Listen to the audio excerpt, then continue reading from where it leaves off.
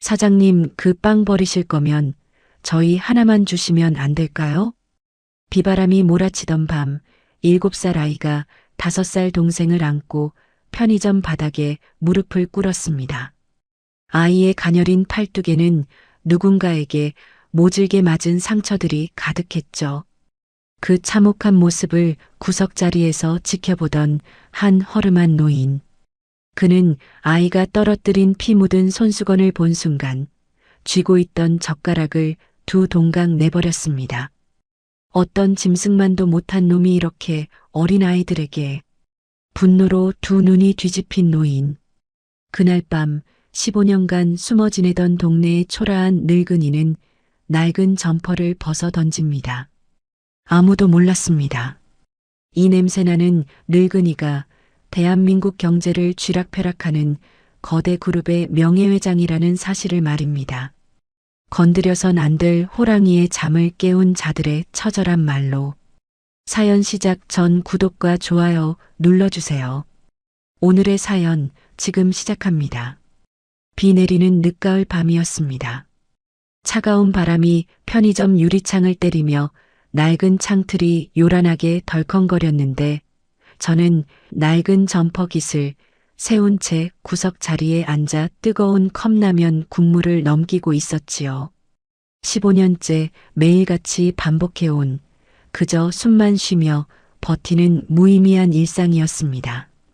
그때 거친 소리를 내며 출입문이 열리더니 거센 빗물에 흠뻑 젖은 작은 그림자 2개가 편의점 안으로 비틀거리며 들어왔습니다. 파랗게 질린 7살 즈음의 여자아이가 5살쯤 되어 보이는 아주 작은 아이의 손을 꽉 쥐고 서 있었는데 두 아이 모두 맨발에 다 해진 어른용 슬리퍼를 질질 끌고 있더군요. 흑투성이가 된 7살 아이가 카운터 쪽으로 조심스럽게 다가가며 가슴팍에 소중한 보물처럼 꼭 쥐고 있던 피 묻은 낡은 손수건을 만지작거렸습니다. 사장님, 저기 있는 빵 하나만 주시면 안 될까요? 7살 지아가 추위에 덜덜 떨리는 목소리로 편의점 주인을 불렀습니다. 너희들 돈은 있니? 거지는 안 받는다. 바닥에 흙물 떨어지니까 빨리 나가. 편의점 주인이 귀찮다는 표정으로 아이들을 위아래로 훑어보며 퉁명스럽게 쏘아붙였습니다. 돈은 없는데요. 저기 날짜 지난 빵 쓰레기통에 버리시는 거 아까 밖에서 봤어요.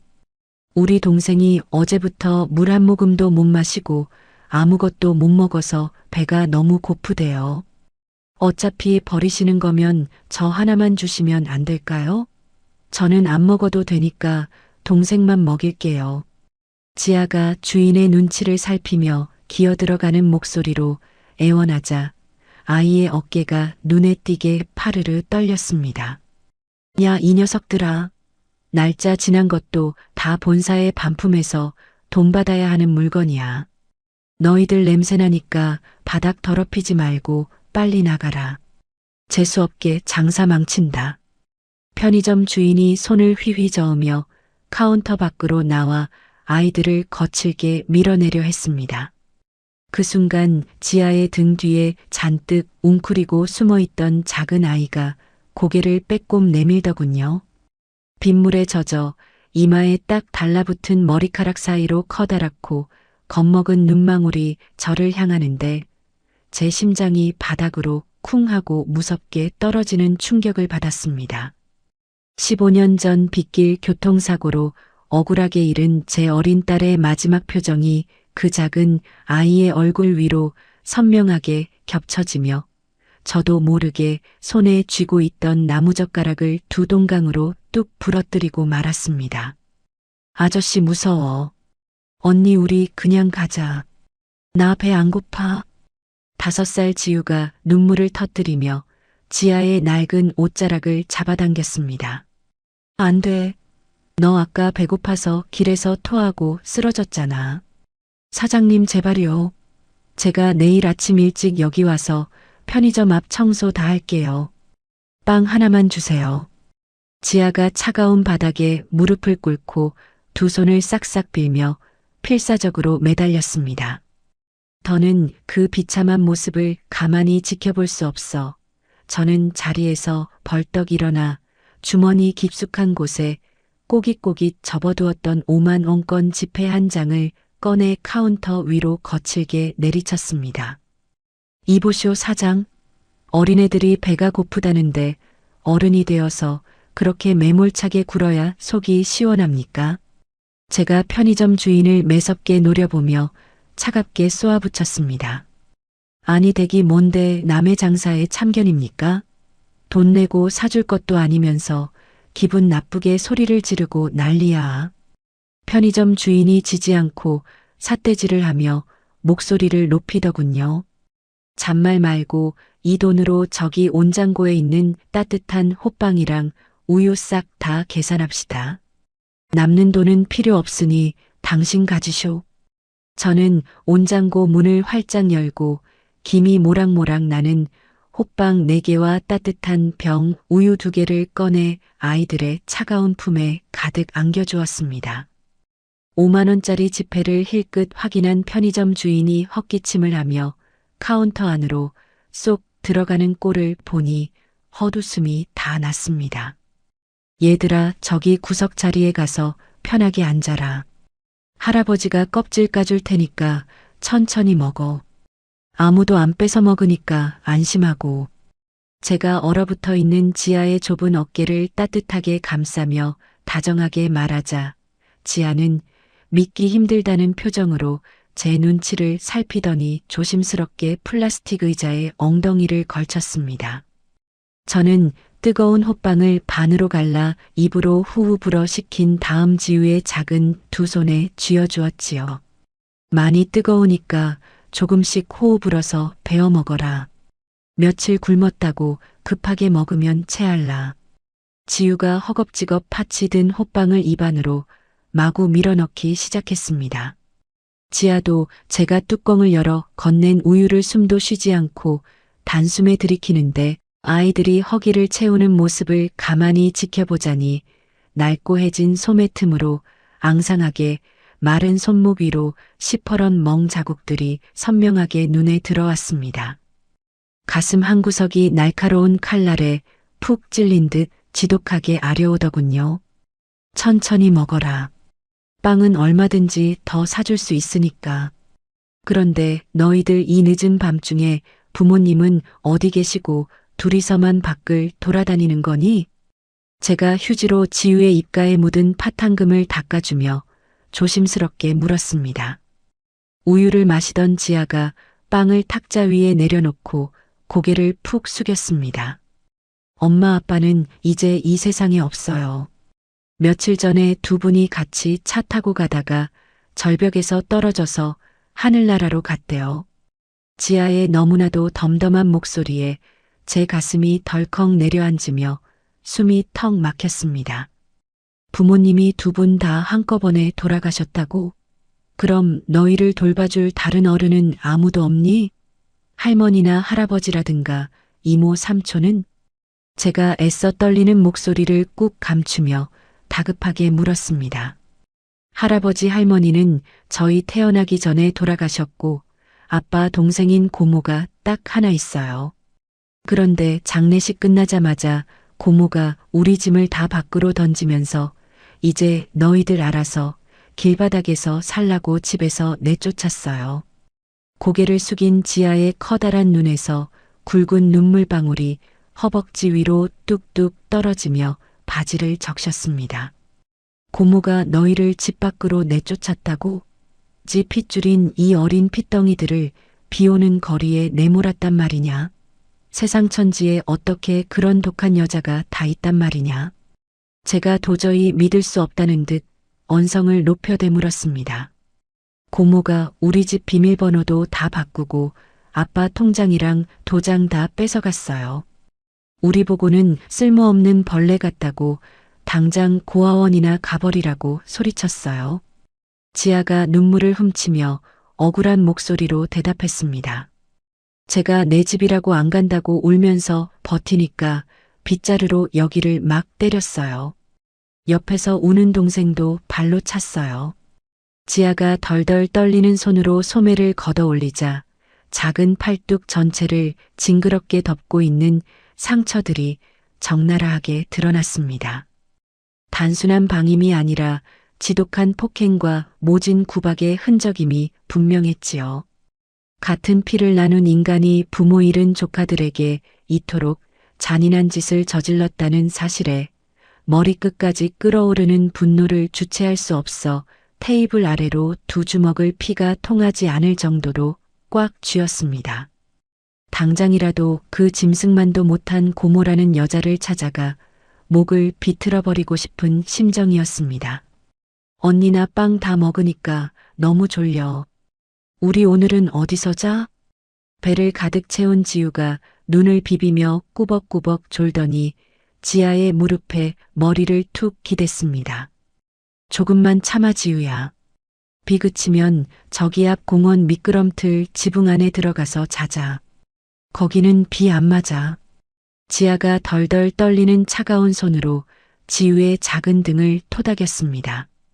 비바람이 몰아치는 이 밤에 갈 곳 없는 가엾은 어린 것들을 이대로 거리에 내버려 둘 수는 없었습니다. 얘들아, 오늘 밤은 할아버지 집에서 자고 가거라. 아주 누추한 방이지만 비바람은 피할 수 있단다. 나쁜 사람 아니니 무서워하지 말고 따라오렴. 제가 자리에서 일어나 잠든 지우를 조심스럽게 번쩍 안아들었습니다.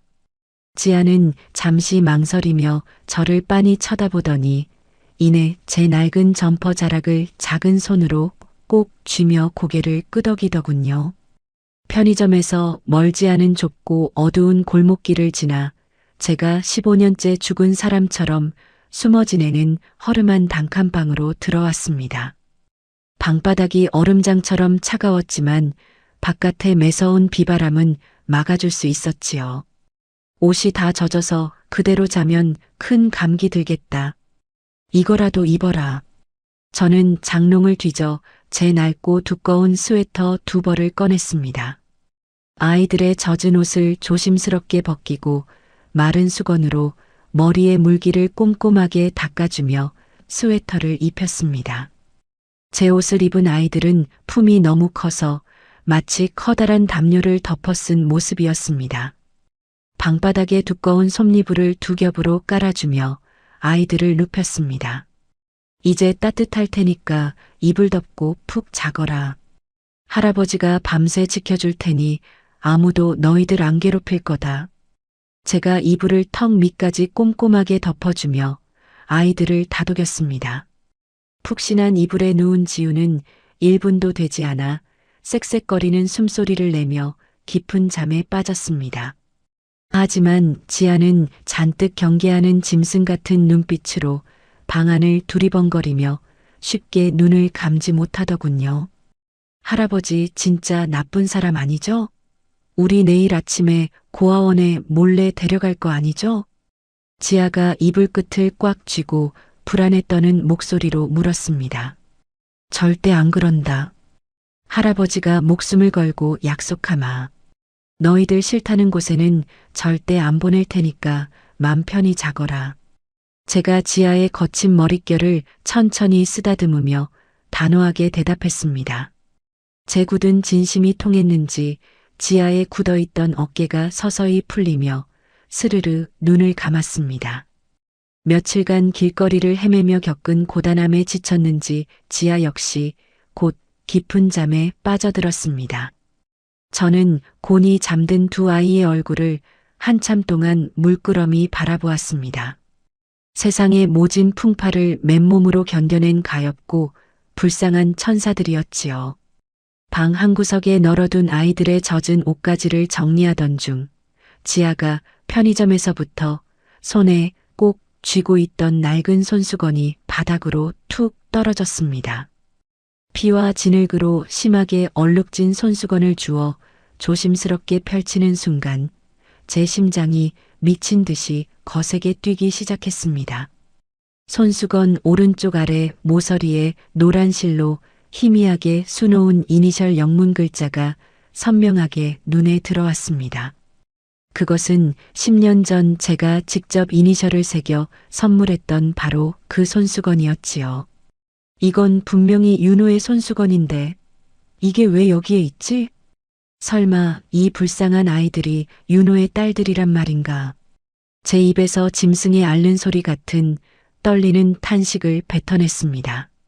10여 년 전 태성그룹 회장실에서 땀 흘려 일하던 바르고 우직한 청년 윤호의 얼굴이 눈앞에 아른거렸습니다. 가난한 시골 고향의 병든 부모를 모시기 위해 어쩔 수 없이 제 곁을 떠나야 한다며 눈물 지었던 그 착하고 성실한 아이의 표정이 생생하게 스쳐 지나갔습니다.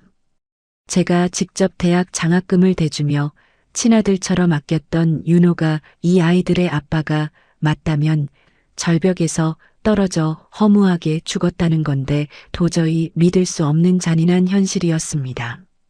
이 어린아이들이 겪은 끔찍한 비극은 결코 단순한 우연이나 빗길 교통사고가 아니라는 강한 확신이 뼛속까지 파고들었습니다. 고모라는 여자가 아이들을 거리로 매몰차게 내쫓고 전 재산을 가로챈 것부터 시작해 윤호 부부의 갑작스럽고 석연찮은 죽음까지 모든 것이 수상했습니다. 15년 전 사랑하는 아내와 딸을 한순간에 잃고 모든 권력을 내려놓은 채 죽은 늙은이로 숨어 살던 제 안의 거대한 사냥개가 서서히 핏발 선 눈을 뜨는 것을 느꼈습니다. 더 이상 모른 척 이 좁은 방구석에 숨어 있을 수 없었지요. 저는 자리에서 일어나 방구석에 있는 낡은 나무 서랍장을 거칠게 열었습니다.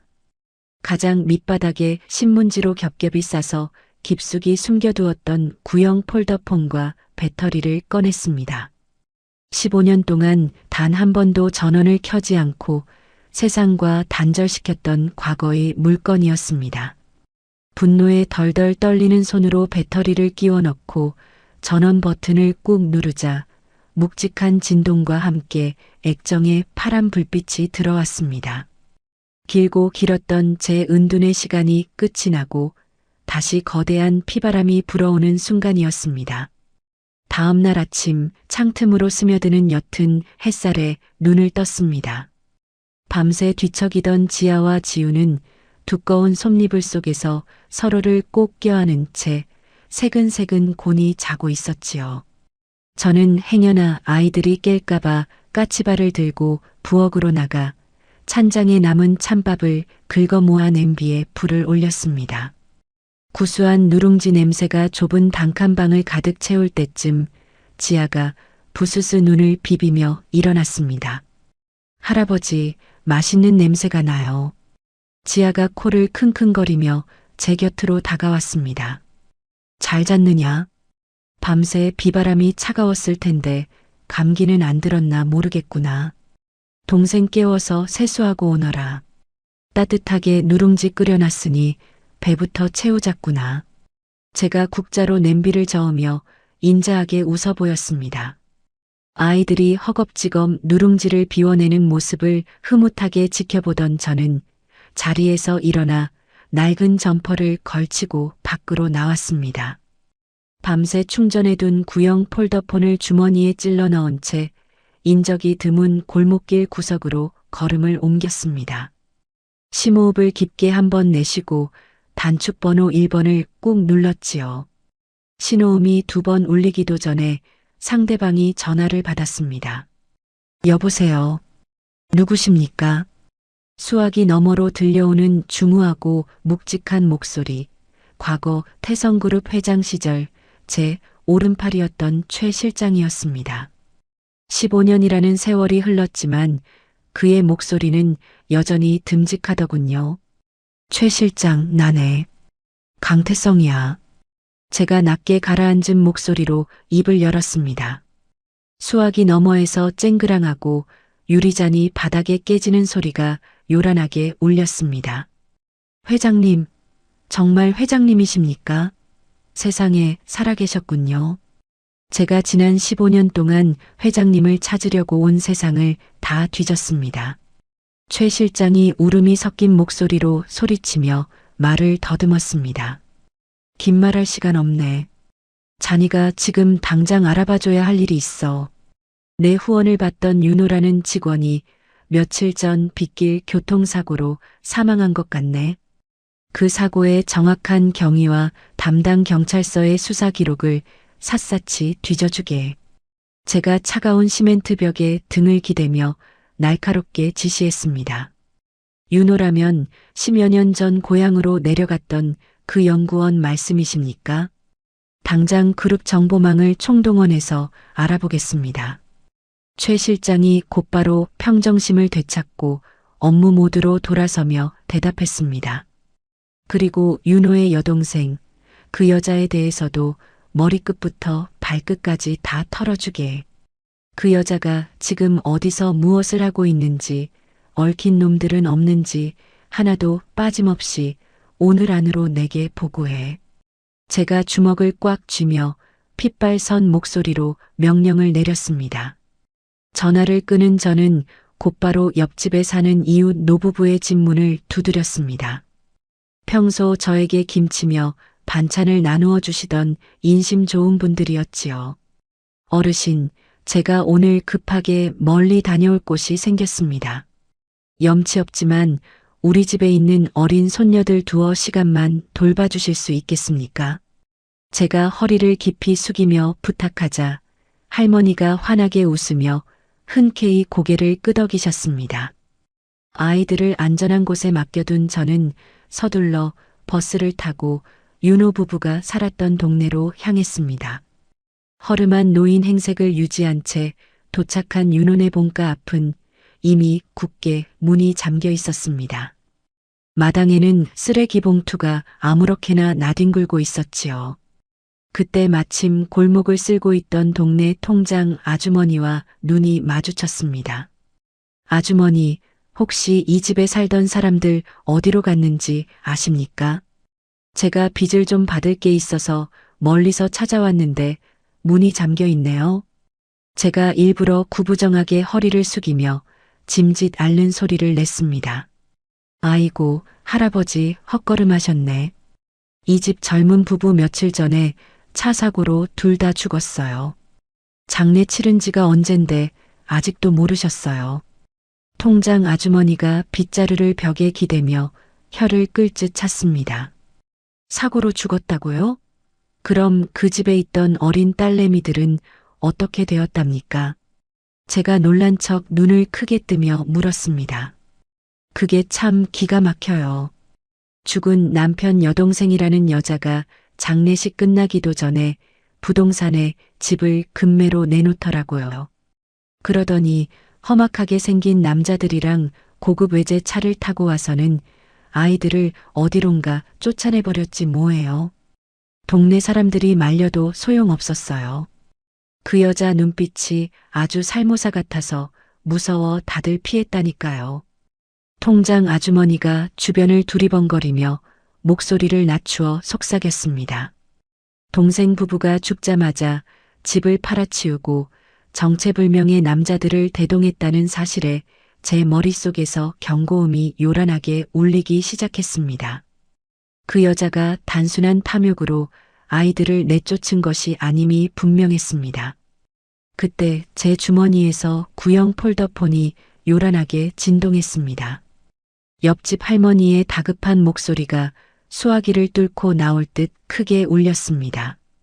아이고, 강 영감님, 큰일 났어요. 웬 시커먼 깡패놈들이 우리 집 문을 부수고 들어와서 영감님 손녀들을 강제로 끌고 가려고 해요. 내가 말리니까 밥상까지 다 엎어버리고 난리도 아니에요. 빨리 좀 와봐요. 할머니의 비명 섞인 목소리 뒤로 아이들의 자지러지는 울음소리가 희미하게 들려왔습니다.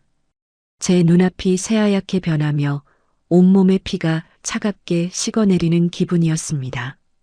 할머니, 제가 지금 당장 갈 테니까 아이들 꼭 좀 붙잡고 계세요. 저는 전화를 끊자마자 지나가던 택시 앞을 온몸으로 가로막아 세웠습니다. 택시기사에게 돈을 뭉텅이로 쥐어주며 신호를 무시하고 당장 내달리라고 윽박질렀지요. 심장이 터질 것 같은 초조함 속에서 동네 어귀에 내린 저는 짐승처럼 골목길을 내달렸습니다.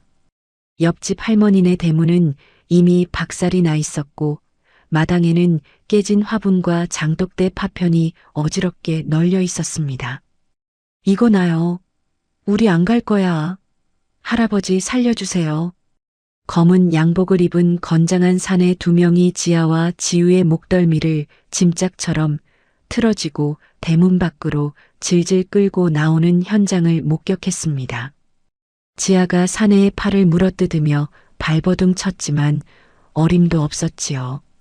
그 순간 15년간 깊게 잠들어 있던 제 안의 거대한 맹수가 완전히 봉인을 깨고 포효하기 시작했습니다. 저는 마당 한 구석에 나뒹굴던 녹슨 쇠파이프를 집어들고 사내들을 향해 묵직하게 걸어갔습니다. 그 더러운 손 당장 놓지 못할까? 제가 바닥을 쇠파이프로 긁으며 낮고 서늘한 목소리로 으름장을 놓았습니다.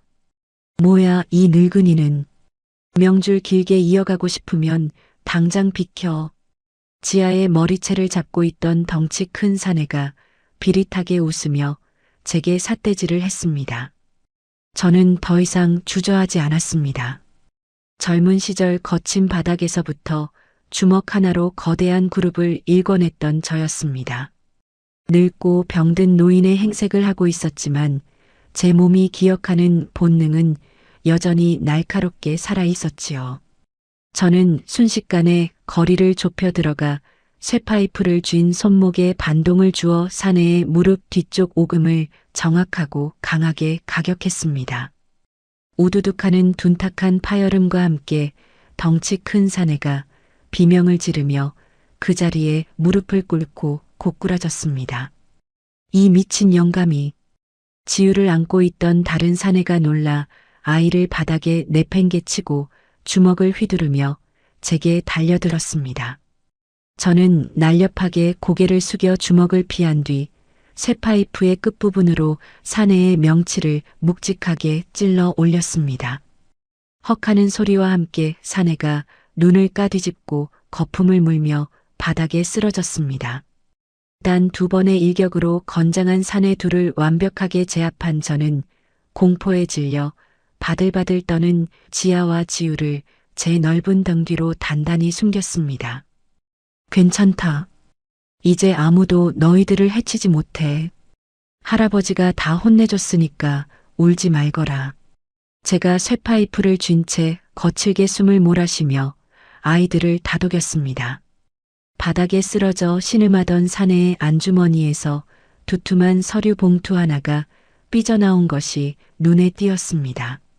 저는 봉투를 낚아채어 안의 내용물을 꺼내 펼쳤습니다. 순간 제 눈을 의심하지 않을 수 없었습니다. 그것은 지아와 지우를 불법적인 해외 입양 브로커에게 넘기겠다는 내용의 위조된 친권 포기 각서였습니다. 아이들을 짐승처럼 팔아넘기고 거액의 뒷돈을 챙기려 한 정숙의 악랄한 서명이 똑똑히 박혀 있었지요. 그 여자의 악행은 단순한 재산 다툼이나 탐욕을 넘어 이 가엾은 어린 것들의 목숨과 인생을 통째로 짓밟으려는 악마의 짓이었습니다. 봉투를 쥔 제 손등 위로 굵은 핏줄이 터질 듯 튀어나왔습니다. 치밀어 오르는 분노에 이가 갈리는 소리가 입 밖으로 새어나왔습니다. 이 허름하고 힘없는 뒷골목의 노인 행세로는 결코 저 끔찍한 악마의 아가리에서 아이들을 지켜낼 수 없음을 뼈저리게 깨달았습니다. 저는 바닥에 쓰러진 사내의 멱살을 틀어쥐고 얼굴을 가까이 들이밀었습니다. 내 놈들을 보낸 그 짐승 같은 여자에게 똑똑히 전해라. 지옥의 야차가 곧 그 여자의 숨통을 끊으러 갈 것이라고. 제가 얼음장처럼 차가운 목소리로 경고한 뒤 사내를 바닥에 내동댕이 쳤습니다.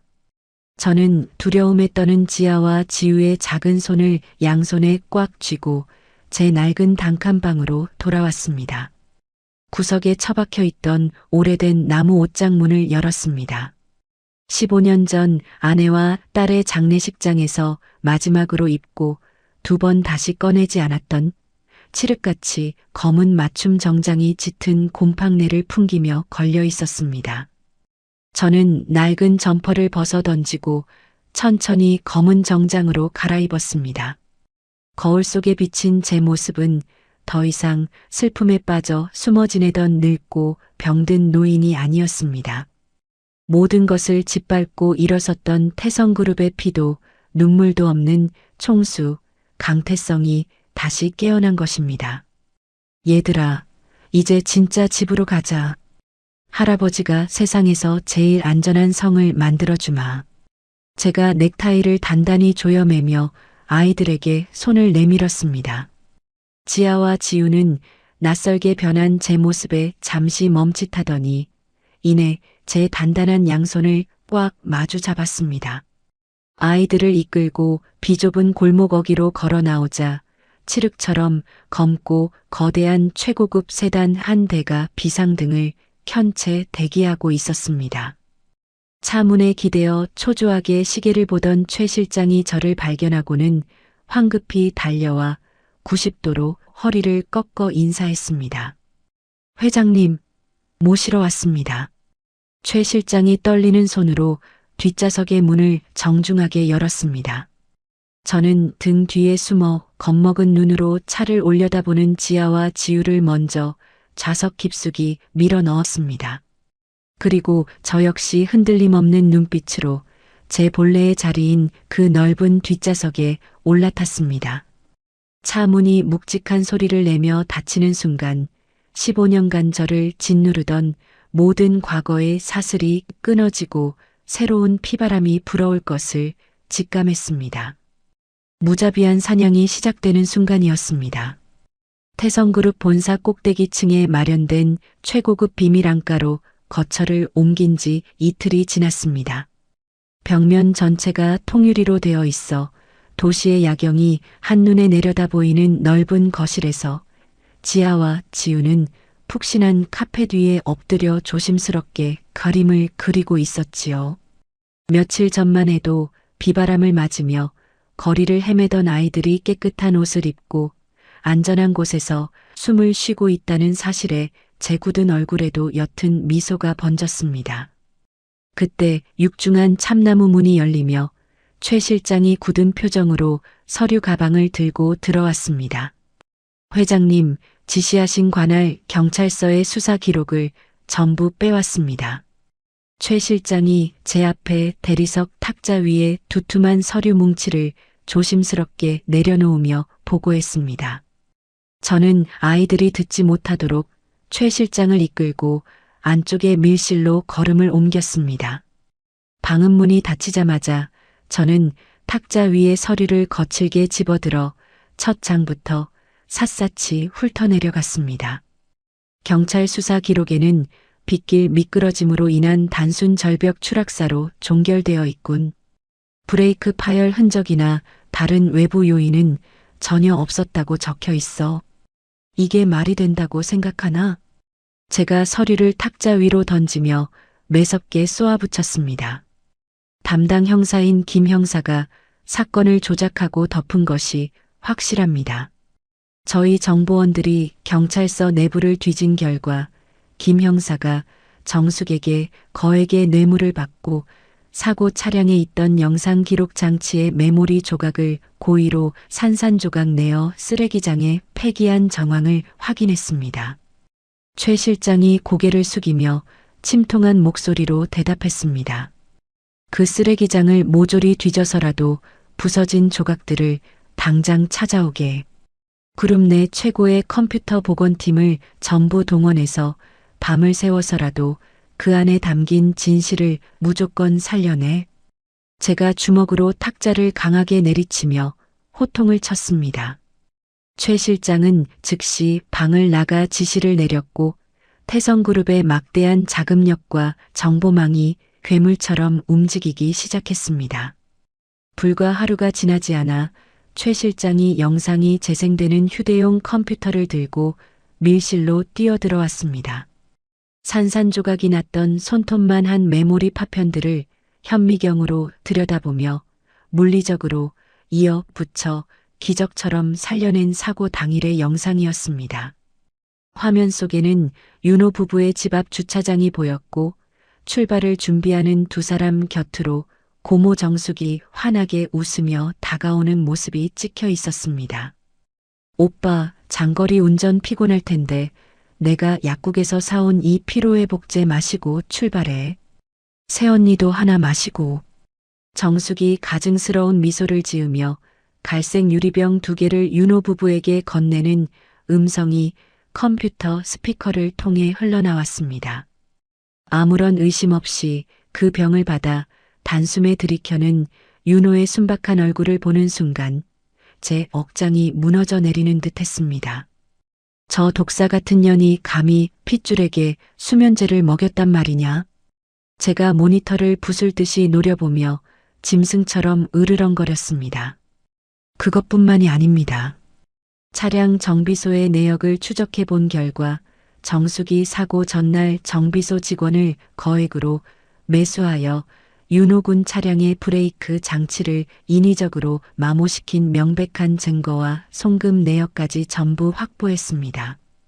최 실장이 정비소 직원의 자술서가 담긴 서류를 펼쳐 보이며 말을 이었습니다. 단순한 횡령이나 사고가 아니었습니다. 동생 부부의 목숨을 앗아가고 어린 조카들을 사지로 내몬 치밀하고 끔찍한 천인공노할 악행이었습니다. 온몸에 피가 역류하며 머리끝까지 뜨거운 불길이 치솟아 오르는 것을 느꼈습니다. 그 부패한 쓰레기 같은 김 형사놈 당장 내 눈앞에 끌고 와. 제가 얼음장처럼 차가운 목소리로 명령을 내렸습니다. 2시간 뒤 머리에 검은 천이 씌워지고 양손이 뒤로 묶인 김 형사가 밀실 바닥으로 내동댕이 쳐졌습니다. 최 실장이 거칠게 검은 천을 벗겨내자 사방이 막힌 어두운 밀실의 풍경에 김 형사가 눈을 끔뻑이며 주변을 두리번거렸습니다. 당신들 뭐야? 내가 누군지 알아? 현직 경찰을 함부로 납치하고 무사할 줄 알아. 당장 수갑 풀지 못해. 김 형사가 바닥에 주저앉은 채 핏대를 세우며 악을 썼습니다. 저는 어둠 속에 놓인 가죽 소파에 깊숙이 기대앉은 채 구두굽으로 바닥을 천천히 두드리며 입을 열었습니다. 윤호 부부의 사망 사건, 왜 단순 사고로 조작해서 덮었나? 제 낮고 묵직한 목소리에 김 형사의 어깨가 움찔거렸지만 이내 그는 다시 기고만장한 표정으로 고개를 빳빳하게 쳐들었습니다. 무슨 미친 소리를 하는 거야? 그 부부는 막대한 빚에 쪼들려서 죽으려고 작정하고 동반 자살한 거라고. 내가 철저하게 수사 다 끝낸 사건인데 당신이 뭔데 함부로 참견이야.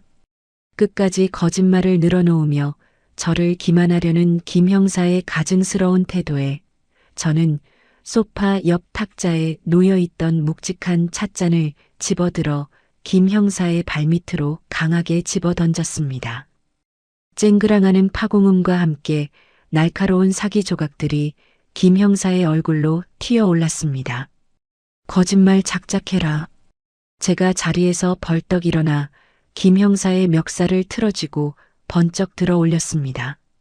발버둥 치는 그의 얼굴에 정숙의 차명 계좌에서 김 형사의 통장으로 흘러들어간 5억 원의 뇌물 내역서와 복원된 영상 캡처 사진들을 거칠게 후려쳤습니다.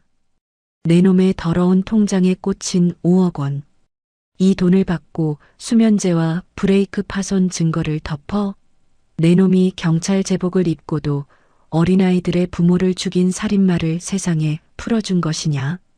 제가 김 형사의 눈을 매섭게 노려보며 목소리를 높였습니다. 명백한 증거 서류들이 바닥에 흩어지자 방금 전까지 기세등등하던 김 형사의 얼굴이 순식간에 잿빛으로 변하며 사시나무처럼 떨기 시작했습니다. 다리에 힘이 풀린 김 형사가 털썩 무릎을 꿇으며 바닥에 엎드렸습니다. 살려주십시오.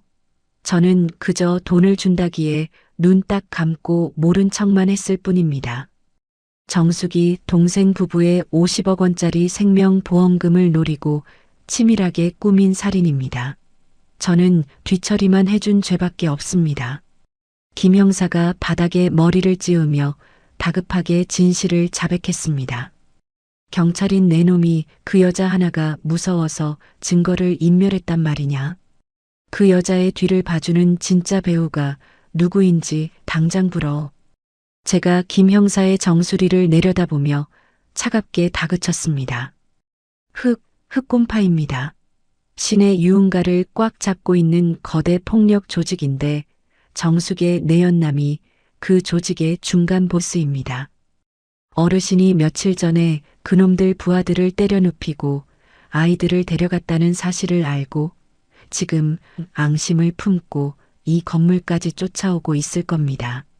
우리는 이제 다 죽은 목숨입니다. 김 형사가 눈물 콧물을 흘리며 절망적인 경고를 내뱉었습니다.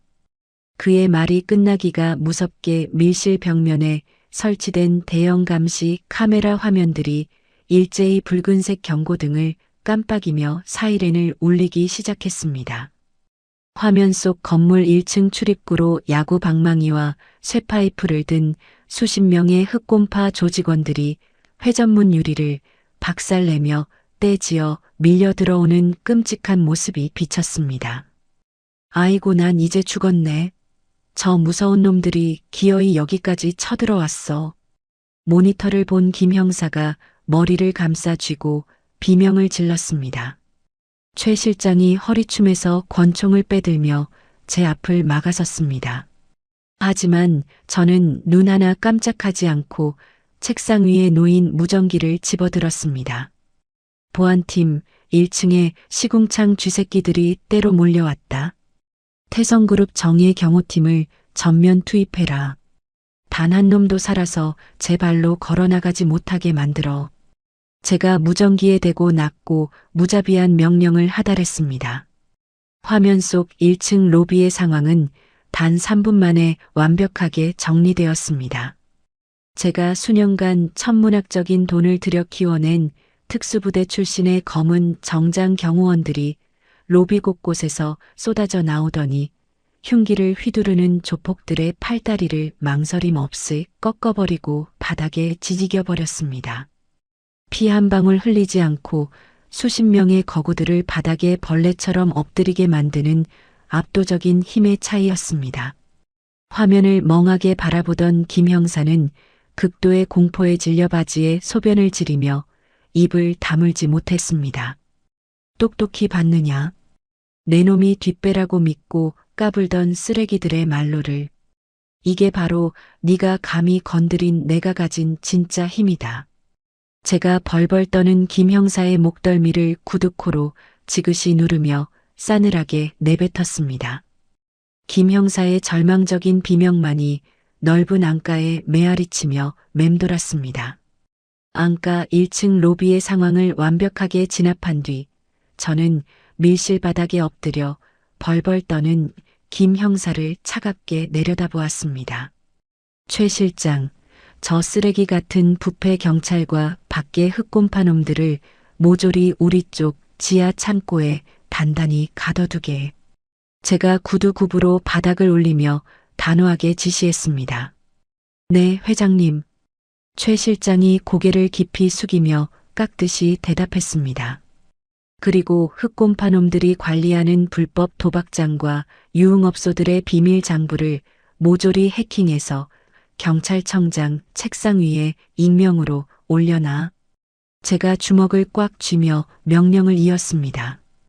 감히 내 핏줄을 노린 조직의 손발을 완벽하게 잘라버리겠습니다. 최 실장이 즉시 방을 나서며 작전을 수행하러 밖으로 나갔습니다. 저는 피 묻은 제 외투 자락을 움켜쥐고 소파에 기대앉아 깊은 숨을 몰아쉬며 생각에 잠겼습니다. 법의 테두리 안에서 정숙의 숨통을 가장 고통스럽게 끊어놓을 완벽한 사냥개가 필요했지요. 저는 과거 전액 장학금을 지원해 법조인으로 키워냈던 강민호 변호사에게 전화를 걸었습니다. 강 변호사는 부패한 권력에 맞서다 법복을 벗고 빈민가에서 무료 변론을 하던 지독한 독종이었습니다. 강 변호사, 나네. 제가 수화기를 입에 바짝 대고 낮고 묵직하게 불렀습니다. 회장님, 정말 회장님이십니까? 수화기 너머로 강 변호사의 몹시 떨리는 목소리가 크게 들려왔습니다. 지금 당장 태성그룹 본사 꼭대기층 안가로 들어오게. 제가 짧고 단호하게 말한 뒤 전화를 끊었습니다. 1시간 뒤 낡고 해진 양복을 입은 강 변호사가 숨을 헐떡이며 안가 거실로 뛰어들어왔습니다. 회장님, 15년 만에 뵙습니다. 강 변호사가 눈시울을 붉히며 제 앞에 털썩 무릎을 꿇었습니다. 인사 나눌 시간 없네. 제가 탁자 위에 놓인 서류 뭉치와 태블릿 컴퓨터를 강 변호사 앞으로 쓱 밀어주며 차갑게 말했습니다. 이 서류들에 담긴 윤정숙의 끔찍한 살인 행각과 조카들을 불법 브로커에게 팔아넘기려 한 증거를 똑똑히 확인하게. 강 변호사가 바닥에 주저앉은 채 떨리는 손으로 서류를 한 장씩 넘기며 복원된 영상을 꼼꼼히 확인하기 시작했습니다. 영상을 보던 강 변호사의 얼굴이 분노로 불그락푸르락 달아오르더니 이내 뜨거운 눈물을 뚝뚝 흘리더군요. 어떻게 인간의 탈을 쓰고 친동생 부부를 수면제로 죽일 수 있단 말입니까? 강 변호사가 탁자를 주먹으로 세게 내리치며 짐승처럼 울부짖었습니다. 방 안에서 자고 있는 저 가엾은 지아와 지우의 몸에 새겨진 끔찍한 상처를 보면 자네도 당장 피가 거꾸로 솟을 것이네. 제가 거실 창밖의 어두운 밤하늘을 응시하며 얼음장처럼 차갑게 내뱉었습니다. 회장님, 제가 가진 모든 법적 인정 네트워크를 총동원해서 윤정숙을 지옥 밑바닥으로 처박아 버리겠습니다. 강 변호사가 넥타이를 거칠게 풀어 헤치며 피눈물을 흘리며 굳게 맹세했습니다. 우선 정숙이 타내려는 50억 원의 보험금 수령을 원천 차단해야 하네. 제가 소파에서 천천히 일어나 강 변호사의 좁은 어깨를 짚으며 지시했습니다. 당장 내일 아침 첫 업무 시간 안에 법원에 보험금 지급 정지 가처분 신청을 비밀리에 찔러 넣겠습니다. 강 변호사가 매서운 눈빛을 번뜩이며 법적인 포위망을 세웠습니다. 동시에 정숙의 돈줄을 서서히 말려 죽일 확실한 덫을 놓아야지. 제가 입가에 서늘하고 옅은 미소를 지으며 덧붙였습니다. 회장님, 흑곰파 장부 해킹을 완료하여 경찰청장 내부 이메일로 전송했습니다. 최 실장이 거실로 성큼성큼 들어오며 진행 상황을 신속하게 보고했습니다. 경찰 내부가 완전히 발칵 뒤집혀서 당장 내일 새벽에 흑곰파 조직 전체를 일망타진할 특공대가 투입될 예정입니다. 최 실장의 든든한 보고에 저는 고개를 끄덕이며 강 변호사를 쳐다보았습니다. 이제 흑곰파가 무너져서 뒤를 봐줄 배후 세력이 끊겼으니 정숙은 극도로 불안해하며 자금을 찾으려 혈안이 될 것이네. 제가 강 변호사를 향해 은밀하고 치밀한 작전을 하달하기 시작했습니다. 그 지독한 불안감을 파고들어 자니가 외국계 투자사 대표로 완벽하게 위장하여 정숙에게 접근하게. 제가 가짜 명함과 서류를 꾸며서 그 여자가 내놓은 동생 부부의 집과 땅을 사들이는 척하겠습니다. 강 변호사가 제 의도를 단번에 정확히 파악하고 맞장구를 쳤습니다. 시세의 3배를 현찰로 꽂아주겠다고 미끼를 던지면 탐욕에 눈이 먼 그 여자는 아무런 의심 없이 걸어 들어올 수밖에 없어. 제가 허공에 주먹을 꽉 쥐어 보이며 사냥의 덫을 완성했습니다. 며칠 뒤 우리가 치밀하게 짠 작전은 한치의 오차도 없이 완벽하게 실행되었습니다. 안가 거실 탁자 위에 놓인 대형 도청 스피커를 통해 최고급 호텔 VIP 전용 식당에서 만난 강 변호사와 정숙의 대화가 생생하게 흘러나왔습니다. 윤정숙 사장님, 제가 특별히 제시한 이 금액이면 아주 만족스러우실 거라고 확신합니다. 강 변호사가 여유롭고 능청스러운 교포사업가 말투로 정숙의 탐욕을 슬쩍 떠보았습니다. 어머, 데이비드 강 대표님도 참 성격이 불같이 급하시네요. 정숙이 가증스러운 코맹맹이 소리를 내며 간사하게 웃어 젖혔습니다. 우리 불쌍하게 일찍 죽은 동생 부부 생각하면 이 소중한 집을 남에게 팔기 싫지만 대표님이 워낙 좋은 조건을 주시니 어쩔 수 없이 도장을 찍는 거랍니다. 정숙의 뻔뻔하고 역겨운 거짓말에 저는 하마터면 손에 쥐고 있던 유리잔을 으스러뜨릴 뻔했습니다. 제가 부동산 투자만 20년을 했는데 그 집에서 안 좋은 사망사고가 있었다는 소문이 자자하던데 혹시 나중에 다른 법적 문제는 없는지 확실히 짚고 넘어갑시다. 강 변호사가 일부러 깐깐하게 의심하는 척하며 정숙의 약한 신경을 살살 긁어댔습니다. 아휴, 그런 쓸데없는 걱정은 꽉 붙들어 매셔도 됩니다. 정숙이 고급 샴페인 잔을 쨍그랑 부딪히는 소리를 내며 오만하고 자신만만하게 대답했습니다. 제가 머리를 써서 다 알아서 깔끔하게 뒤처리했으니까 뒷말 나올 일은 절대 없어요. 뒤처리라니 그렇게 완벽하게 일을 처리하시는 비결이 뭡니까?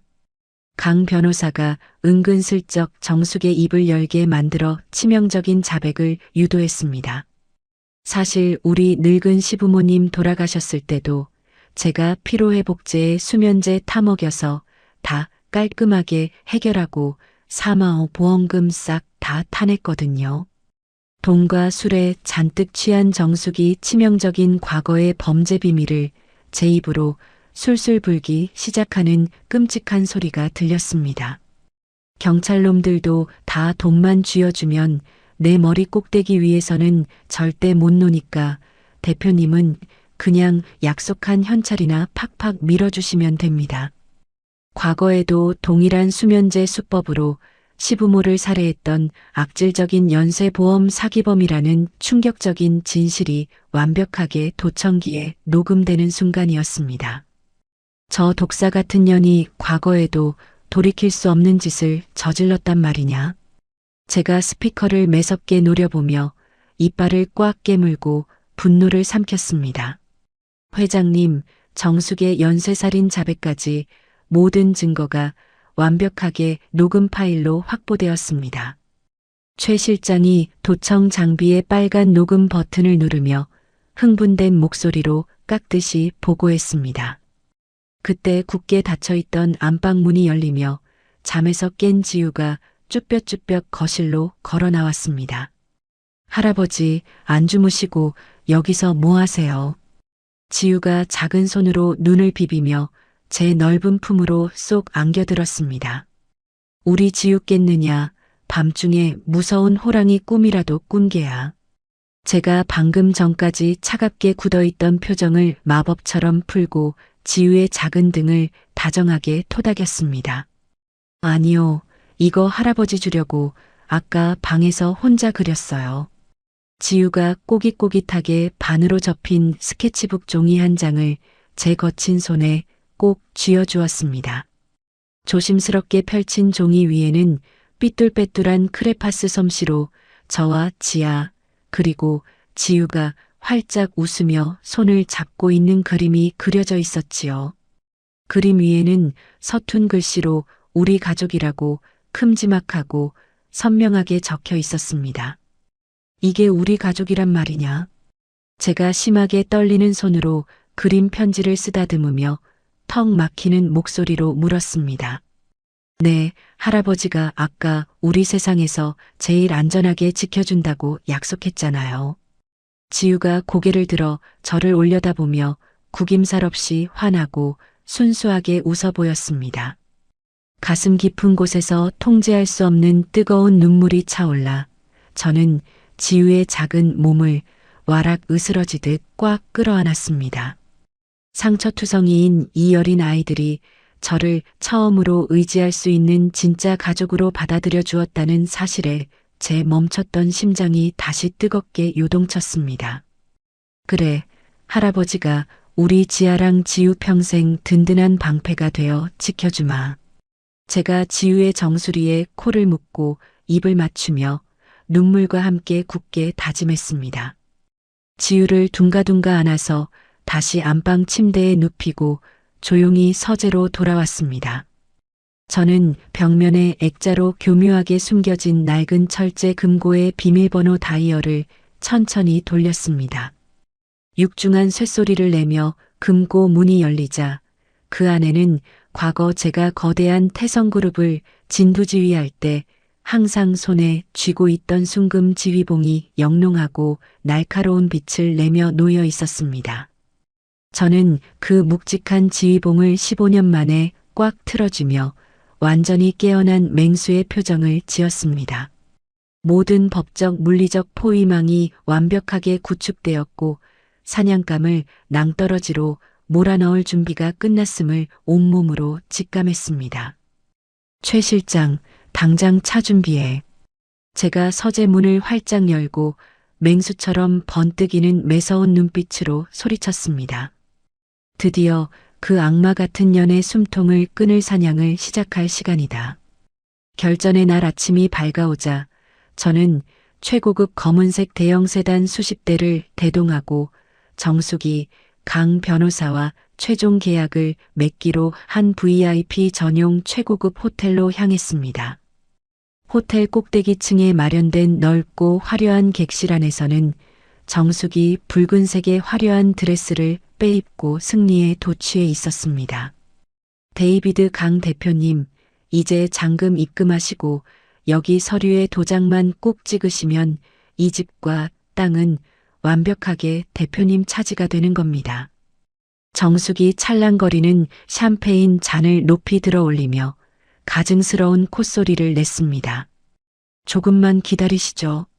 오늘 이 계약의 진짜 주인이자 회장님께서 직접 이곳으로 올라오고 계시니까요. 강 변호사가 서류를 덮고 손목시계를 내려다보며 차갑게 미소 지었습니다. 아니, 무슨 투자사 대표님 위에 또 회장님이 계시단 말입니까? 뭐 돈만 확실하게 꽂아주신다면 제가 100번이라도 기다려드려야죠. 정숙이 샴페인을 홀짝이며 소파에 거만하게 다리를 꼬고 앉았습니다. 그 순간 객실의 거대한 양쪽 문이 쾅 하는 파공음을 내며 산산조각이 날 듯 거칠게 열렸습니다. 수십 명의 검은 정장 경호원들이 객실 안으로 쏟아져 들어와 순식간에 정숙을 둥글게 포위하며 도열했습니다. 저는 손에 순금 지휘봉을 단단히 쥐고 뚜벅뚜벅 무거운 구두 소리를 내며 위풍당당하게 객실 한가운데로 걸어 들어갔습니다. 아니, 이게 무슨 무례한 짓입니까? 당장 호텔 지배인 안 부르고 뭐해? 정숙이 쏘스라치게 놀라 자리에서 벌떡 일어나며 앙칼지게 소리쳤습니다. 윤정숙, 며칠 만에 보는데 벌써 내 얼굴을 잊은 것이냐? 제가 서늘한 눈빛으로 정숙을 매섭게 노려보며 낮게 으르렁거렸습니다. 어머, 당신 며칠 전에 그 편의점에서 구걸하던 냄새나는 늙은이 아니야. 당신이 도대체 여기까지 어떻게 들어온 거야? 정숙이 저를 향해 삿대질을 하며 얼굴을 불그락푸르락 물들였습니다. 함부로 더러운 손가락질하지 마십시오. 이분은 대한민국 경제를 쥐락펴락하시는 태성그룹의 강태성 명예회장님이십니다. 강 변호사가 자리에서 일어나 제게 90도로 깎듯이 허리를 굽히며 정숙을 향해 천둥처럼 호통을 쳤습니다. 태성그룹 명예회장이라고요? 그게 도대체 무슨 헛소리입니까? 정숙이 들고 있던 샴페인 잔을 바닥에 떨어뜨리며 턱을 벌벌 떨었습니다. 쨍그랑 소리와 함께 날카로운 유리 파편이 정숙의 구두 위로 튀어 올랐습니다. 데이비드 강 대표님, 저 미친 노인네가 감히 태성그룹 회장이라니 말도 안 되는 소리 하지 마시고 당장 계약서에 도장이나 찍읍시다.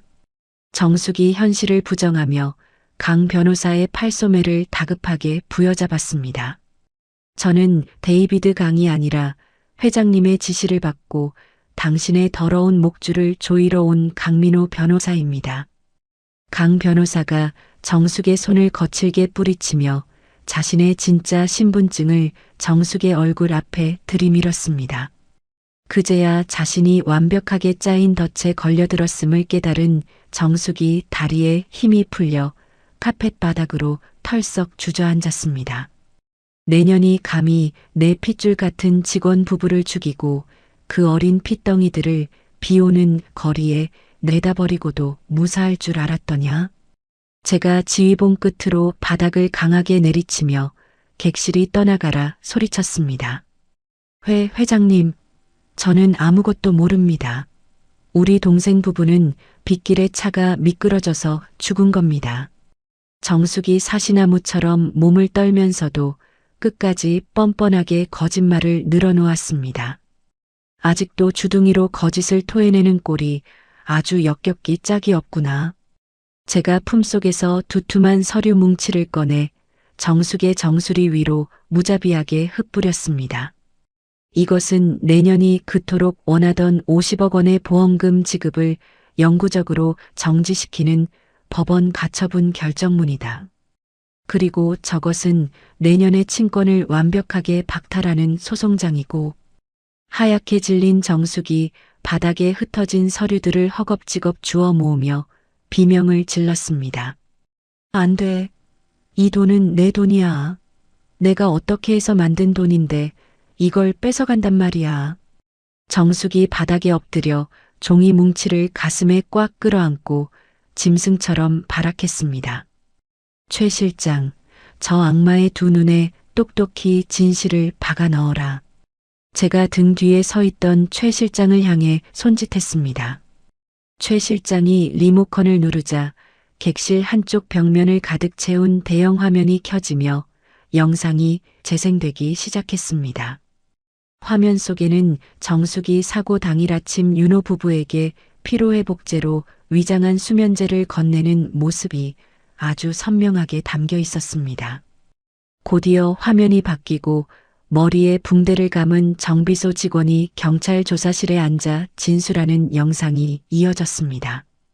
윤정숙이 제게 현찰 5천만 원을 주면서 윤호 씨 차량의 브레이크 장치를 칼로 끊어달라고 사주했습니다.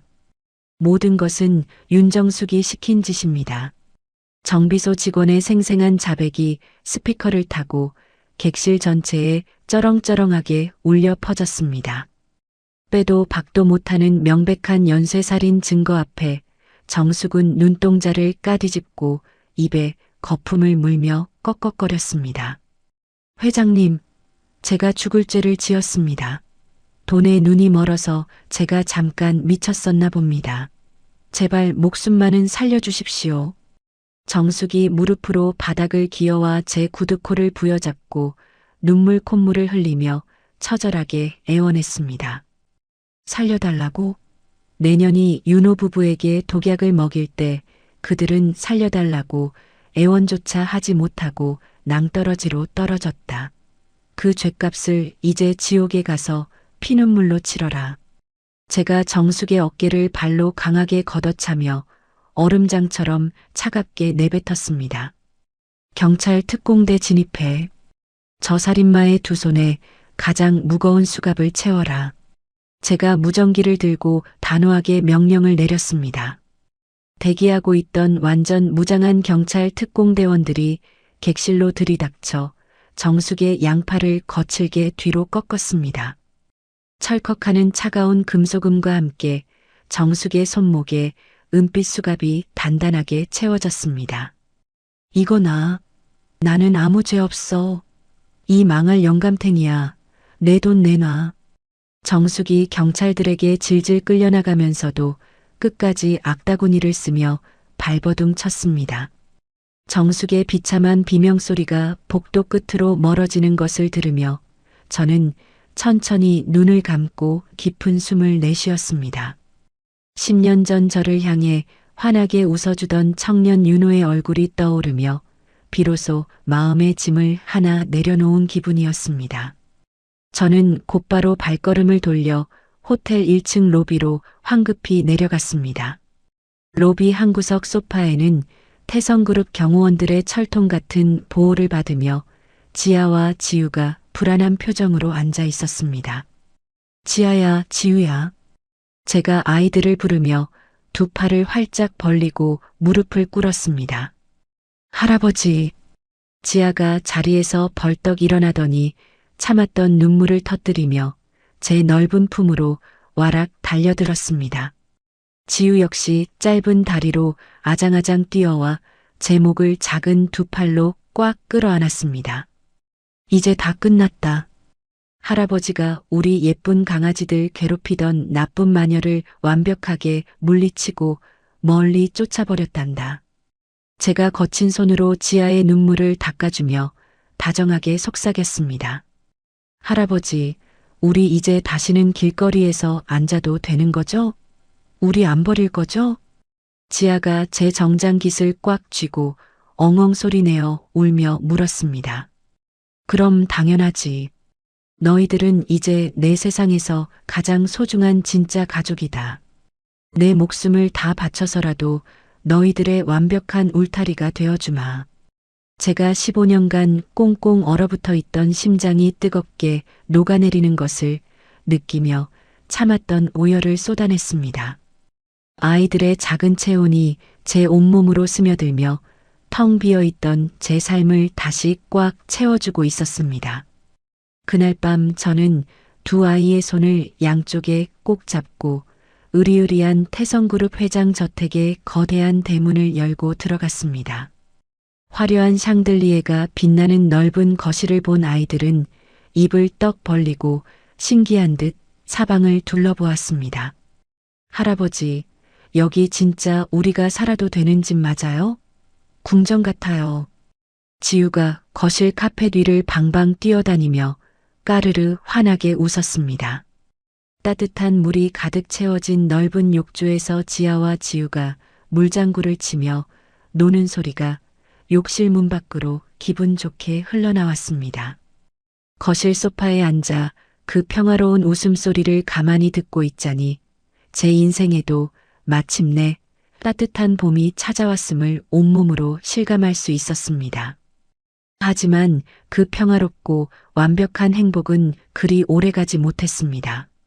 정숙이 감옥에 수감되고 정확히 한 달이 지난 어느 날 아침이었습니다. 지아를 유명 사립 초등학교에 입학시키기 위해 건강검진을 진행하고 집에서 쉬고 있던 제게 병원으로부터 다급한 전화 한 통이 걸려왔습니다. 회장님, 저 주치의입니다. 지금 방금 지아 양의 정밀 검진 결과지가 나왔는데 상황이 아주 심각합니다. 당장 병원으로 뛰어오셔야겠습니다. 수화기 너머로 들려오는 의사의 떨리고 다급한 목소리에 제 심장이 다시 한번 낭떠러지 밑으로 곤두박질 쳤습니다.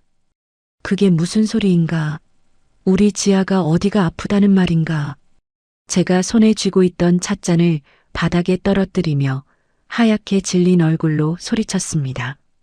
거친 숨을 몰아쉬며 병원 복도를 미친 듯이 내달렸습니다. 진료실 문을 부술듯이 거칠게 열고 들어가자 하얀 가운을 입은 주치의가 굳은 얼굴로 검사 결과지를 쥐고 있었습니다. 우리 지아가 도대체 어디가 잘못되었다는 겁니까? 제가 주치의의 책상을 양손으로 짚으며 다급하게 소리쳤습니다. 회장님, 지아 양의 상태가 생각보다 훨씬 심각합니다. 주치의가 검사 결과지를 책상 위에 내려놓으며 무거운 목소리로 입을 열었습니다. 사고 당시 머리에 받은 큰 충격과 그동안 겪은 극도의 스트레스, 영양실조가 한꺼번에 터지면서 희귀한 뇌신경병이 생겼습니다. 희귀한 병이라니 당장 태성그룹의 돈을 얼마든지 쏟아부어도 좋으니 무조건 살려내시오. 제가 주치의의 멱살을 잡을 듯이 다가가며 절규했습니다. 당장 오늘 밤에 머리를 여는 큰 수술을 하지 않으면 아이가 영영 눈을 뜨지 못할 수도 있습니다. 주치의가 제 매서운 눈을 피하지 않고 절망적인 진단을 내렸습니다. 하지만 수술을 하려면 피가 엄청나게 필요한데 지아양의 혈액형이 워낙 희귀한 RH-O형이라 지금 당장 국내 혈액원에서 피를 구할 수가 없습니다. 하늘이 무너져 내리는 듯한 충격에 저는 다리에 힘이 풀려 뒤로 비틀거렸습니다. 방문 밖에서 대기하던 최 실장이 황급히 달려와 제 등 뒤를 단단히 부축했습니다. 최 실장, 당장 전국에 있는 모든 병원과 혈액원을 다 뒤져서라도 RH-O형 피를 무조건 찾아와. 제가 입술을 꽉 깨물어 피를 내며 처절하게 명령했습니다. 하지만 몇 시간이 지나도록 최 실장은 어두운 표정으로 고개를 숙인 채 돌아왔습니다. 회장님, 전국을 샅샅이 다 뒤졌지만 당장 수술에 필요한 막대한 양의 피를 도저히 구할 수가 없습니다. 최 실장이 붉어진 눈시울을 훔치며 떨리는 목소리로 보고했습니다. 단 한 명, 교도소 독방에 수감된 윤정숙이 지아 양과 똑같은 희귀 혈액형을 가지고 있다는 사실만 방금 확인했습니다. 정숙의 이름이 나오는 순간 저는 치밀어 오르는 끔찍한 분노와 굴욕감에 숨을 제대로 쉴 수가 없었습니다. 동생 부부를 잔인하게 죽이고 조카들을 사지로 내몬 그 악마 같은 여자의 몸속에 지아를 살릴 유일한 피가 흐르고 있다니 너무나도 가혹하고 얄궂은 운명의 장난이었습니다. 저는 피를 토하는 심정으로 당장 차를 돌려 정숙이 갇혀있는 교도소 면회실로 향했습니다. 두꺼운 유리 칸막이를 사이에 두고 죄수복을 입은 정숙이 삐딱하게 고개를 쳐들고 면회실 의자에 털썩 주저앉았습니다. 아이고, 하늘 무서운 줄 모르던 우리 태성그룹 명예회장님께서 이 냄새나는 교도소까지 웬일이십니까? 정숙이 수화기를 집어들고 비릿하게 웃으며 빈정거렸습니다. 당장 내일 아침에 병원으로 와서 지아에게 피를 뽑아줘라. 제가 수화기를 부서져라 꽉 쥐고 억눌린 목소리로 말했습니다. 내가 왜 내 피를 그 쓸모없는 피덩이한테 줍니까? 어차피 나한테서 재산 다 뺏어가고 이 지옥 같은 감옥에 쳐넣은 마당에 그깟 조카가 죽든 말든 내 알 바 아니죠. 정숙이 손톱에 때를 파내며 가증스럽고 뻔뻔하게 대답했습니다. 내년이 원하는 것이 무엇이냐? 당장 말해라. 제가 유리 칸막이를 주먹으로 세게 내리치며 분노를 터뜨렸습니다. 역시 늙으셔도 회장님이라 말귀를 아주 시원하게 잘 알아들으시네요. 정숙이 두 눈을 번짝이며 뱀처럼 탐욕스러운 속내를 노골적으로 드러냈습니다. 내 피가 절실하게 필요하면 수십억 원 현찰로 내 통장에 꽂아주시고 당장 여기서 나갈 수 있게 판사한테 굽신거리며 제출할 선처 탄원서 꽉 채워서 써오세요. 어린 조카의 목숨이 경각에 달린 급박한 상황에서도 자신의 더러운 이익만을 챙기려는 짐승만도 못한 여자의 태도에 저는 완전히 이성을 잃고 말았습니다. 제가 유리창을 당장이라도 깨부술 듯이 두 주먹을 연달아 내리치자 정숙이 움찔하며 의자 뒤로 몸을 피했습니다. 하지만 당장이라도 숨이 넘어갈 듯 파랗게 질려 헐떡이던 지아의 여린 입술이 눈앞에 생생하게 아른거렸습니다. 결국 저는 차가운 바닥에 무릎을 꿇고 덜덜 떨리는 손으로 정숙이 내민 굴욕적인 합의서에 붉은 지장을 꾹 찍어 주었습니다. 내일 아침 일찍 간수들 달고 병원으로 갈 테니 피 뽑을 준비나 잘 해두십시오. 정숙이 합의서를 품속에 챙겨 넣으며 승자의 미소를 지은 채 면회실을 유유히 빠져나갔습니다. 저는 참담하고 찢어지는 마음으로 병원 수술실 앞을 지키며 뜬 눈으로 밤을 꼬박 새웠습니다. 아침이 밝아오고 수술 시간이 코앞으로 다가오는데도 정숙은 교도관들과 함께 병원에 나타나지 않았습니다. 초조하게 병원 복도를 서성거리던 중 최 실장이 사색이 된 얼굴로 헐떡이며 뛰어왔습니다. 회장님, 윤정숙이 오늘 수술실로 오지 못하게 되었습니다. 최 실장이 넥타이를 쥐어뜯으며 청천벽력 같은 소식을 전했습니다. 그게 도대체 무슨 소리야? 내가 어제 그 여자가 원하는 조건을 남김없이 전부 다 들어주었는데 왜 못 온다는 것이냐? 제가 최 실장의 어깨를 강하게 틀어주며 복도가 떠나가라 소리쳤습니다.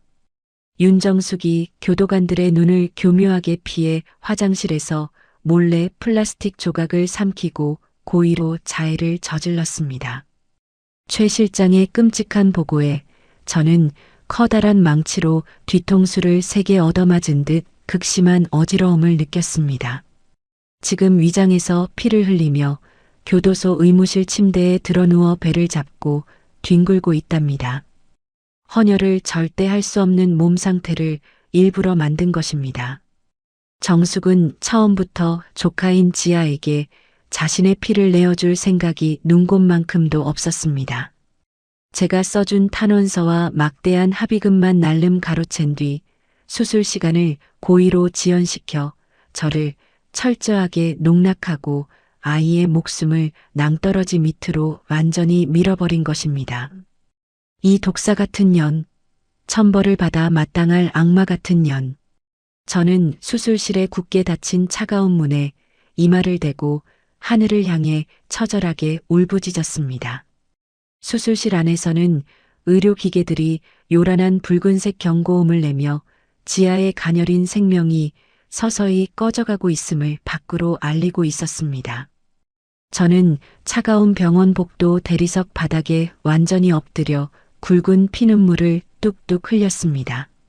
하늘이시여, 차라리 제 남은 명주를 전부 거두어 가시고 제발 저 불쌍하고 가엾은 어린아이만은 살려주십시오. 제가 두 손을 싹싹 비비며 목이 찢어져라 처절하게 기도했습니다. 그때 깊은 절망의 늪에서 제 머릿속을 번개처럼 스치고 지나가는 마지막 한 가지 묘안이 떠올랐습니다. 저는 바닥에서 벌떡 일어나 소매로 눈물을 거칠게 닦아내고 최 실장을 매섭게 바라보았습니다. 최 실장, 지금 당장 태성그룹 전국산의 방송망과 컴퓨터 통신망을 모조리 다 열어라. 제가 두 주먹을 불끈 쥐고 결연한 의지를 다지며 묵직하게 명령했습니다.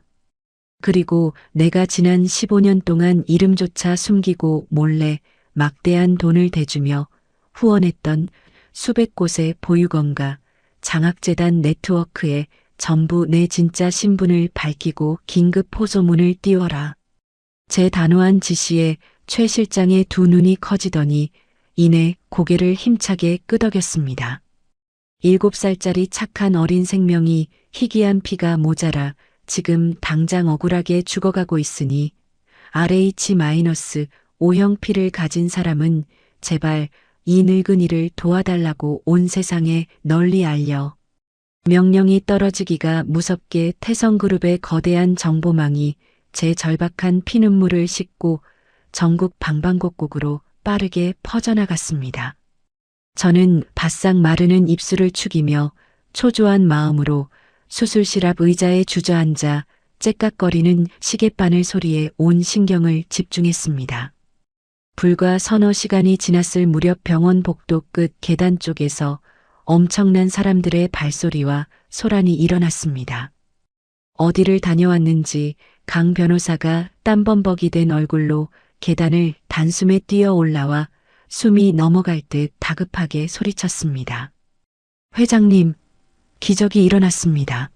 당장 저기 창밖을 내려다보십시오. 강 변호사가 복도 끝에 커다란 통유리창을 손가락으로 가리키며 펄쩍펄쩍 뛰었습니다. 저는 덜덜 떨리는 두 다리를 이끌고 창가로 다가가 병원 1층 로비 앞의 넓은 광장을 조심스럽게 내려다보았습니다. 순간 저는 제 두 눈을 맹렬히 의심하며 턱이 빠질 듯 입을 다물지 못했습니다. 병원 앞 왕복 6차선 도로에는 수십 대의 대형 버스와 승합차 그리고 택시들이 끝도 없이 꼬리를 물고 밀려 들어오고 있었습니다. 차 문이 열리고 쏟아져 내린 수백 명의 사람들이 겉옷을 훌렁훌렁 벗어 던지고 팔을 걷어붙인 채 병원 로비를 향해 물밀듯이 다급하게 달리기 시작했습니다.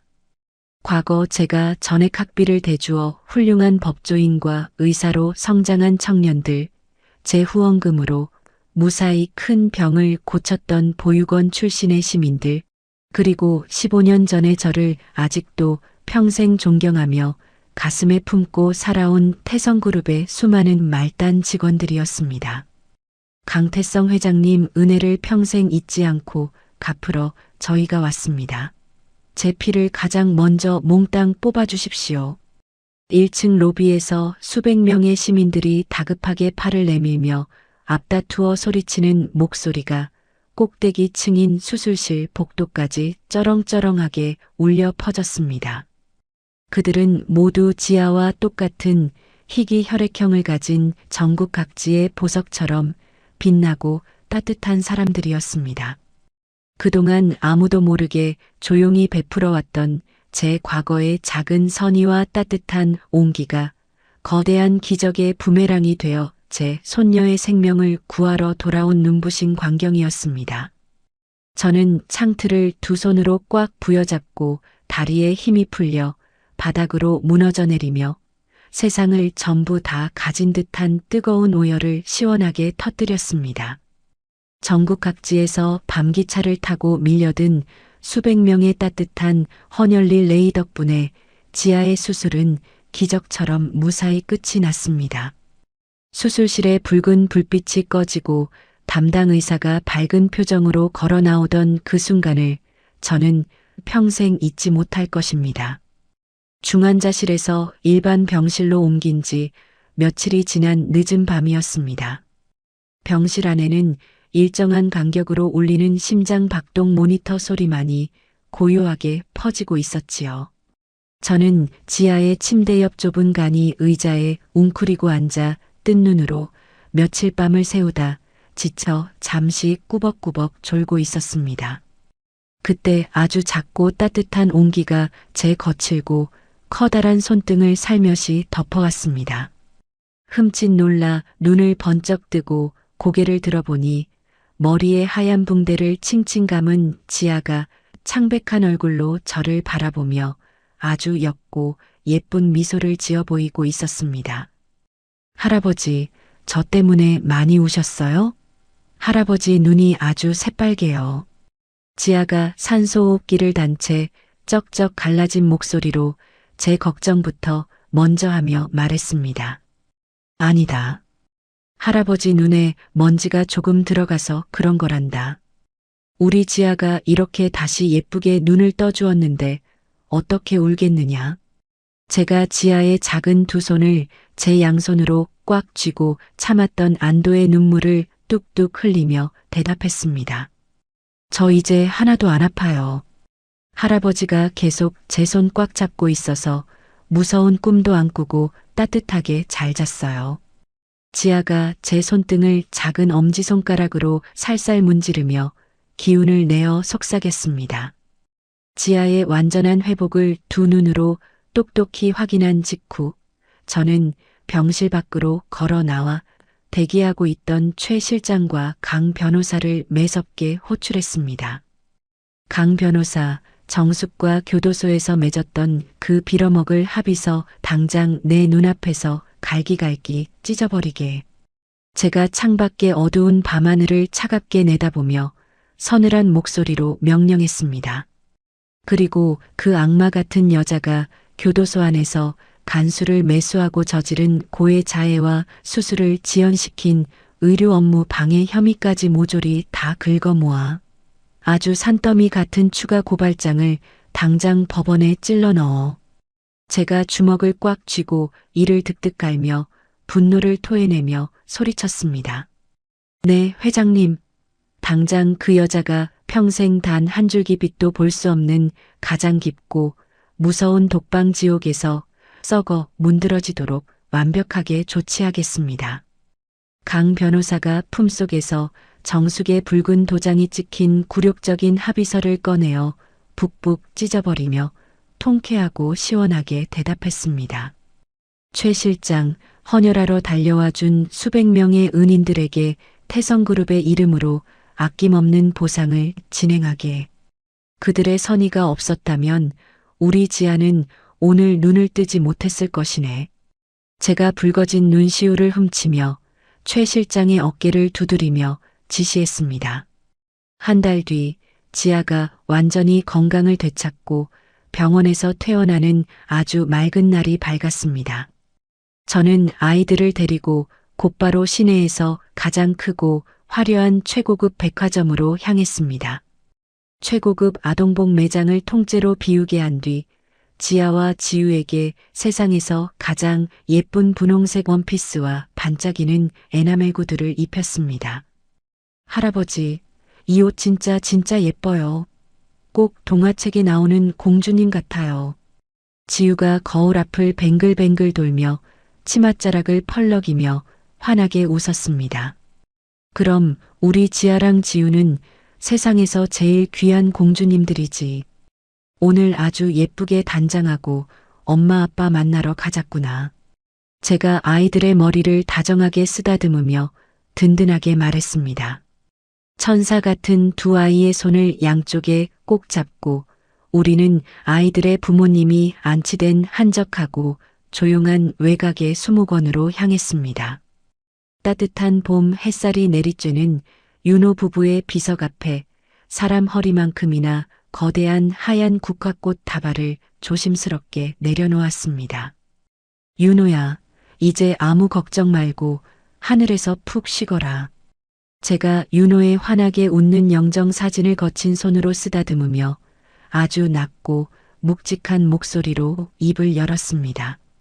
내 예쁜 두 딸은 이제 법적으로 완벽한 내 호적에 올라간 내 친손녀들이 되었다. 내가 살아 숨쉬는 한 이 세상 그 어떤 더러운 놈도 우리 지아와 지우의 털끝 하나 건드리지 못하게 내가 다 막아주마. 제 굽고 비장한 맹세에 지아와 지우가 제 바짓가랑이를 꽉 부여잡으며 눈물을 글썽였습니다. 그때 지아가 입고 있던 겉옷 주머니에서 조심스럽게 무언가를 꺼내 제 앞으로 불쑥 내밀었습니다. 할아버지, 이거 우리 아빠가 세상에서 제일 아끼던 보물이었어요. 이거 저랑 지우 목숨 구해주신 할아버지한테 꼭 드리고 싶었어요. 지아의 작은 두 손에 곱게 접혀 들린 것은 다름 아닌 이니셜 영문 글자가 희미하게 새겨진 그 피 묻은 낡은 손수건이었습니다. 저는 덜덜 떨리는 손으로 그 손수건을 받아 쥐고 밀려드는 감정에 한참 동안 말을 잇지 못했습니다. 지아야, 사실 이 손수건은 10년 전에 너의 아버지가 우리 회사에서 땀 흘려 일할 때 할아버지가 직접 땀을 닦아주면서 선물로 주었던 내 물건이란다. 제가 바닥에 무릎을 꿇고 지아와 다정하게 눈을 맞추며 꾹꾹 눌러 담은 과거의 진실을 담담하게 고백했습니다. 어머, 진짜요? 우리 아빠가 매일 밤 이 손수건을 쓰다듬으면서 지아도 나중에 크면 꼭 태성그룹 회장님처럼 남을 돕는 크고 훌륭한 어른이 되어야 한다고 가르치셨거든요. 지아가 토끼처럼 두 눈을 동그랗게 뜨고 깜짝 놀라며 대답했습니다. 아버지가 죽는 그 끔찍한 순간까지도 이 낡은 손수건을 품에 안고 저를 인생의 표본으로 삼아 굳게 존경해왔다는 사실을 전해 듣자 가슴 한구석이 칼로 후벼 파듯 뻐근하게 저려왔습니다. 제가 낡고 비새는 편의점 구석에서 빵을 구걸하던 이 아이들을 우연히 만난 것은 결코 단순한 우연이 아니었습니다.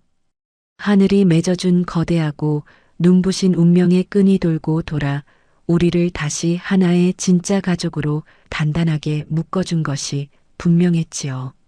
저는 지아와 지우를 제 넓은 양팔에 가득 안고 산 너머로 붉게 물드는 따뜻한 석양을 한참 동안 멍하니 바라보았습니다. 15년이라는 길고 지독한 세월 동안 저를 무겁게 짓누르던 깊은 회한과 죄책감의 사슬이 마침내 눈 녹듯 사르르 씻겨 내려가는 것을 온몸으로 체감했습니다. 그날 저녁 으리으리한 회장 저택의 넓고 푸른 잔디 마당에는 시끌벅적하고 고소한 고기 냄새가 가득 퍼졌습니다. 저는 재판을 준비하느라 고생한 강 변호사와 충직한 최 실장, 그리고 아이들이 길거리를 헤맬 때 따뜻하게 밥을 챙겨주었던 단칸방 골목 이웃 할머니까지 모두 특별히 초대하여 서대한 바비큐 파티를 열었습니다. 최고급 두툼한 한우가 숯불 위에서 지글지글 익어가는 기분 좋은 소리가 마당을 유쾌하게 채웠습니다. 아이고 회장님, 제가 살다 이렇게 대궐 같은 집에서 비싼 고기를 다 구워 먹어보고 정말 출세했습니다. 이웃 할머니가 주름진 얼굴에 한박 웃음을 지으며 잘 익은 고기 한 점을 입에 쏙 넣으며 감탄했습니다.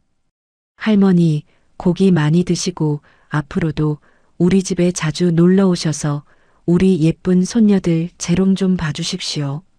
제가 정장 윗도리를 벗어 던지고 직접 집게를 들고 고기를 요리조리 뒤집으며 인자하게 웃으며 대답했습니다. 강 변호사도 오늘만큼은 그 골치 아픈 법전 다 덮어버리고 넥타이 풀고 배 터지게 먹어보게. 제가 육즙이 가득한 고기를 듬뿍 집어 강 변호사의 넓은 접시 위로 덜어주며 권했습니다. 감사합니다. 제가 오늘 이 고기 먹고 힘내서 윤정숙 그 사악한 여자가 법정에서 평생 못 나오게 아주 확실하고 잔인하게 밟아놓겠습니다. 강 변호사가 소주잔을 높이 번쩍 들며 유쾌하고 호탕하게 소리쳤습니다. 그때 제 옆에서 작은 손으로 꼼지락거리던 지우가 커다란 상추 위에 밥과 고기, 쌈장을 잔뜩 올려 낑낑거리며 쌈을 쌌습니다. 할아버지, 아해보세요. 지우가 만든 세상에서 제일 맛있는 특제 쌈이에요. 지우가 서툰 젓가락질로 그 커다란 쌈을 제 입 앞으로 불쑥 들이밀며 말했습니다. 제가 그 주먹만 한 쌈을 한 입에 다 넣으려다 입가와 턱에 붉은 쌈장이 잔뜩 묻어 아주 우스꽝스러운 광대가 되고 말았습니다. 아이고, 이거 쌈이 너무 커서 내 입이 아주 다 찢어지겠구나. 제가 무뚝뚝하게 헛기침을 하며 짐짓 근엄한 회장의 표정을 지으려 했지만 이내 삐져나오는 웃음을 도저히 주체하지 못하고 푸아하고 배를 잡고 큰 소리로 웃음을 터뜨렸습니다. 제 호탕한 웃음소리에 지아와 지우는 물론이고 최 실장과 강 변호사, 할머니까지 모두 배를 잡고 잔디밭을 구르며 마당 전체가 악자지껄한 웃음바다로 변했습니다. 웃음꽃이 만발하게 피어나는 마당 한편 흔들의자에 깊숙이 기대앉아 저는 하늘에 둥글고 환하게 떠있는 밝은 보름달을 가만히 올려다보았습니다. 먼저 차가운 하늘나라로 떠나간 제 불쌍한 아내와 어린 딸이 홀로 남겨진 늙은 저를 굽어 살피고 가엾게 여겨 이 두 명의 눈부신 천사를 제게 보내주었음이 틀림없었습니다. 텅 비어있던 제 차가운 껍데기 같은 삶을 다시 이토록 따뜻하고 벅찬 온기로 가득 채워준 하늘에 마음속 깊이 두 손을 모아 감사의 인사를 올렸습니다. 밤이 깊어지고 찬 바람이 불기 시작하자 신나게 잔디밭을 뛰어놀던 지아와 지우가 제 양쪽 두꺼운 허벅지에 기대어 꾸벅꾸벅 졸기 시작했습니다. 저는 곤히 잠든 두 아이의 이마를 번갈아 쓰다듬으며 아주 부드러운 목소리로 혼잣말을 중얼거렸습니다. 잘 자거라 내 천사들. 내일 아침이 밝으면 할아버지가 세상을 깜짝 놀라게 할 아주 거대한 선물을 준비할 생각이란다. 우리 지아와 지우가 진정한 세상의 주인이 되는 날이 될 것이니까. 저는 두 아이를 번쩍 안고 푹신한 카펫이 깔린 거실로 들어갔습니다. 아이들을 크고 푹신한 소파에 조심스럽게 눕히고 두꺼운 담요를 턱 밑까지 꼼꼼하게 덮어준 뒤 저는 조용히 서재로 걸음을 옮겼습니다. 책상 서랍을 열어 15년간 단 한 번도 펼치지 않았던 낡은 가죽 일기장 하나를 꺼내 책상 위에 펼쳤습니다. 만년필을 꽉 쥐고 하얀 빈 페이지 위에 아주 천천히 그리고 꾹꾹 힘을 주어 글씨를 적어 내려갔습니다. 절망의 끝에 선 낡은 편의점 구석에서 우연히 주었던 작은 빵 부스러기가 내 인생 가장 찬란하고 벅찬 보석이 되어 내 심장을 다시 뛰게 만들었다. 그 짧지만 묵직한 문장을 다 적어낸 저는 조용히 일기장을 덮고 내일 터뜨릴 거대한 폭탄 선언을 머릿속으로 그리며 아주 평온하고 단단한 미소를 지은 채 서재 불을 껐습니다. 모든 끔찍했던 사건들이 완벽하게 종결되고 정확히 1년이라는 평화로운 시간이 흘러벚꽃이 눈처럼 흩날리는 따뜻한 봄날 아침이 밝았습니다. 저는 옷장 구석에 걸려있던 위압적인 검은색 회장 정장을 밀어두고 아주 부드럽고 편안한 베이지색 카디건을 걸친 채 콧노래를 흥얼거렸습니다. 운전기사를 물리고 제가 직접 운전대를 잡아 지아와 지우가 다니는 유명사립 초등학교의 봄맞이 운동회로 향하는 길이었습니다. 망국기가 화려하게 펄럭이는 넓은 운동장 한가운데 서자 아이들의 활기찬 웃음소리와 흙먼지 냄새가 제 코끝을 기분 좋게 스쳤습니다. 자, 다음은 오늘 운동회의 하이라이트인 학부모 달리기 시합이 있겠습니다. 출전하실 아버님들은 전부 출발선으로 모여주시기 바랍니다. 마이크를 든 진행자의 힘찬 목소리가 스피커를 타고 운동장에 쩌렁쩌렁하게 울려 퍼졌습니다. 저는 자리에서 벌떡 일어나 허리에 두꺼운 수건을 질끈 동여매며 신발끈을 단단히 고쳐 묶었습니다. 아이고 아버님, 연세도 꽤 있으신 것 같은데 무리해서 뛰시다가 다치면 큰일 납니다. 살살 뛰십시오.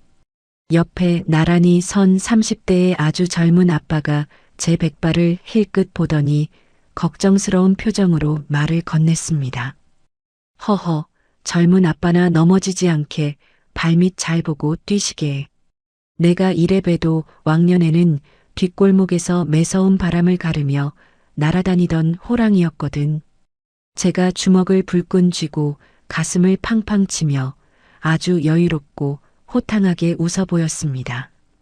출발선에 서서 몸을 푸는데 저 멀리 관중석 한가운데서 눈에 띄게 예쁜 체육복을 입은 지아와 지우가 펄쩍펄쩍 뛰며 손을 흔드는 모습이 보였습니다. 할아버지, 무조건 1등 안 해도 괜찮으니까 다치지만 말고 천천히 뛰어요. 지아가 두 손을 입가에 모아 나팔 모양을 만들고 목청껏 소리쳤습니다. 안 돼. 우리 할아버지가 세상에서 제일 빠르단 말이야. 할아버지 쌩쌩 달려서 무조건 1등 해라. 파이팅! 지우가 고사리 같은 손에 커다란 응원 수술을 쥐고 흔들며 까르르 웃었습니다. 걱정 마라. 할아버지가 저 젊은 아빠들 코를 아주 납작하게 눌러주고 1등 도장 쾅 찍어갈 테니까 똑똑히 지켜보거라. 제가 관중석을 향해 두 팔을 번쩍 들어 올리며 자신만만하게 소리쳤습니다. 출발을 알리는 화약 총소리가 탕하고 허공을 가르는 순간 저는 숨을 깊게 들이마시고 전력 질주를 시작했습니다. 귓가에 바람이 쌩쌩 스치고 제 옆으로 젊은 아빠들이 거친 숨을 내쉬며 달려나갔습니다. 결승선을 불과 10m 앞두고 발이 엉켜 하마터면 흙바닥으로 고꾸라질 뻔한 아찔한 순간이 찾아왔습니다. 하지만 그 찰나의 순간 관중석에서 할아버지 파이팅하고 외치는 지아와 지우의 맑은 목소리가 제 귓전을 강하게 때렸습니다. 저는 눈을 부릅뜨고 초인적인 힘을 다리에 집중해 몸의 중심을 바로잡은 뒤 맹수처럼 튀어나가 가장 먼저 결승선의 하얀 테이프를 시원하게 끊어버렸습니다. 와, 1등이다. 우리 할아버지가 1등 했어. 지아와 지우가 응원석에서 쏜살같이 튀어나와 땀범벅이 된 제품으로 와락 안겨들었습니다. 어떠냐, 할아버지 아직 죽지 않았지. 내가 맘만 먹으면 이 세상 못할 일이 없단다. 제가 숨을 헐떡이면서도 양팔에 아이들을 번쩍 들어 올려 허공을 둥둥 돌리며 세상을 전부 다 가진 듯한 파한 대소를 터뜨렸습니다. 제 손등 위에 선명하게 찍힌 1등 도장을 보며 아이들은 마치 자신들이 세상을 구한 영웅이라도 된 것처럼 기뻐했습니다. 그날 오후 저는 흙먼지가 묻은 카디건을 벗고 다시 위험 있는 정장 차림으로 태성그룹 본사 대강당에 섰습니다. 수백 명의 기자들이 몰려들어 카메라 플래시를 쉴 새 없이 터뜨리는 대규모 장학재단 설립 기념식이 열리는 날이었지요. 회장님, 시간이 되었습니다. 이제 단상 위로 올라가셔서 인사말을 해주시면 됩니다. 최 실장이 제게 마이크를 건네며 깍듯이 허리를 굽혔습니다. 저는 단상 위로 뚜벅뚜벅 걸어 올라가 수많은 기자와 참석자들을 아주 깊고 평온한 눈빛으로 내려다보았습니다. 친애하는 국민 여러분, 그리고 이 자리에 참석해 주신 귀빈 여러분. 오늘 저는 제 인생에서 가장 무겁고도 영광스러운 결정을 하나 발표하고자 이 자리에 섰습니다. 제가 마이크를 두 손으로 단단히 잡고 아주 낮고 묵직한 목소리로 말문을 열자 장내의 모든 소음이 순식간에 사라지고 정적이 흘렀습니다. 저는 오늘부로 제가 가진 태성그룹의 모든 개인 지분과 전 재산의 절반을 사회에 환원하여 상처받고 소외된 아이들을 지키는 거대한 장학재단을 설립할 것을 굳게 선언합니다. 제 폭탄 선언이 떨어지기가 무섭게 강당하는 엄청난 충격에 휩싸여 웅성거리는 소리로 가득 찼고 플래시 세례가 빗발치듯 쏟아졌습니다. 회장님, 전 재산의 절반이면 수십조 원에 달하는 천문학적인 금액입니다. 갑자기 이런 엄청난 규모의 재산 환원을 결정하신 특별한 이유라도 있으십니까? 맨 앞줄에 앉아있던 기자가 흥분을 감추지 못하고 벌떡 일어나 다급하게 질문을 던졌습니다. 그 질문에 대한 대답은 지금 저기 단상 아래 가장 앞줄에 앉아 저를 지켜보는 제 두 손녀가 대신해 줄 것입니다. 제가 손을 뻗어 강당 맨 앞줄에서 예쁜 원피스를 입고 두 손을 모아 저를 올려다보는 지아와 지우를 가리켰습니다. 사람들의 시선이 일제히 두 아이에게 쏠렸습니다. 과거의 낡고 비새는 단칸방에서 절망에 빠져 죽어가던 저를 구원해 준 것은 권력도 돈도 아닌 바로 저 가엾고 어린 두 생명이었습니다. 저는 지난 1년간 아이들의 눈물을 닦아주며 이 세상에 피보다 진한 사랑과 정의가 여전히 살아 숨쉰다는 것을 뼈저리게 배웠습니다. 제가 목이 메어 잠시 말을 멈추고 지아와 따뜻하게 눈을 맞추었습니다. 이 거대한 재단의 진짜 주인은 제가 아니라 바로 저 두 아이입니다.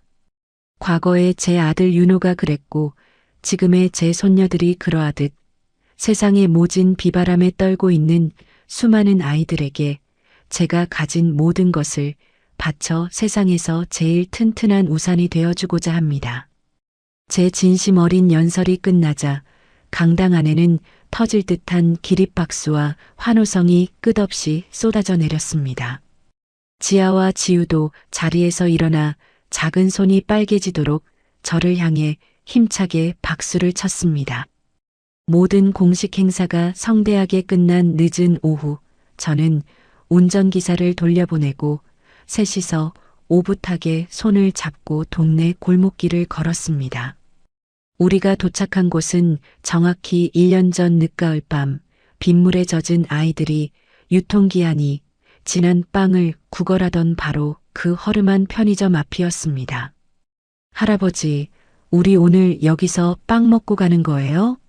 지우가 편의점 간판을 올려다보며 고개를 갸웃거렸습니다. 아니다. 오늘은 빵 쪼가리가 아니라 저기 매대에서 가장 크고 달콤하고 예쁜 케이크를 통째로 사 먹을 거란다. 먹고 싶은 거 아무거나 다 골라보거라. 제가 편의점 문을 활짝 열어주며 아이들의 등을 다정하게 밀어 넣었습니다. 아이들은 신이 나서 진열대로 달려가 가장 화려한 장식이 올라간 생크림 케이크와 과자들을 한가득 품에 안고 왔습니다. 사장님, 여기 있는 거 다 계산해 주십시오. 잔돈은 필요 없으니 넣어두시고요. 제가 지갑에서 수표를 꺼내 계산대에 올려놓으며 아주 여유롭게 미소 지었습니다. 편의점 앞 파라솔 의자에 나란히 앉아 하얀 종이 상자를 열자 달콤한 생크림 냄새가 코를 찔렀습니다. 자, 우리 공주님들 아주 배가 터지도록 마음껏 퍼먹으렴. 제가 플라스틱 포크를 아이들의 손에 쥐어주며 말했습니다. 지우가 포크로 생크림을 크게 떠서 제 입으로 날름 가져가더니 이내 입술 주위에 크림을 잔뜩 묻힌 채 깨르르 웃음을 터뜨렸습니다. 어머, 지우야, 너 입 주변에 하얀 수염이 잔뜩 났어. 산타 할아버지 같아. 지아가 동생의 우스꽝스러운 얼굴을 가리키며 배를 잡고 뒹굴었습니다. 할아버지도 여기 코끝에 크림 다 묻었어요. 백두산 호랑이 같아요. 지우가 제 코끝에 묻은 크림을 앙증맞은 손가락으로 콕 찌르며 장난을 쳤습니다.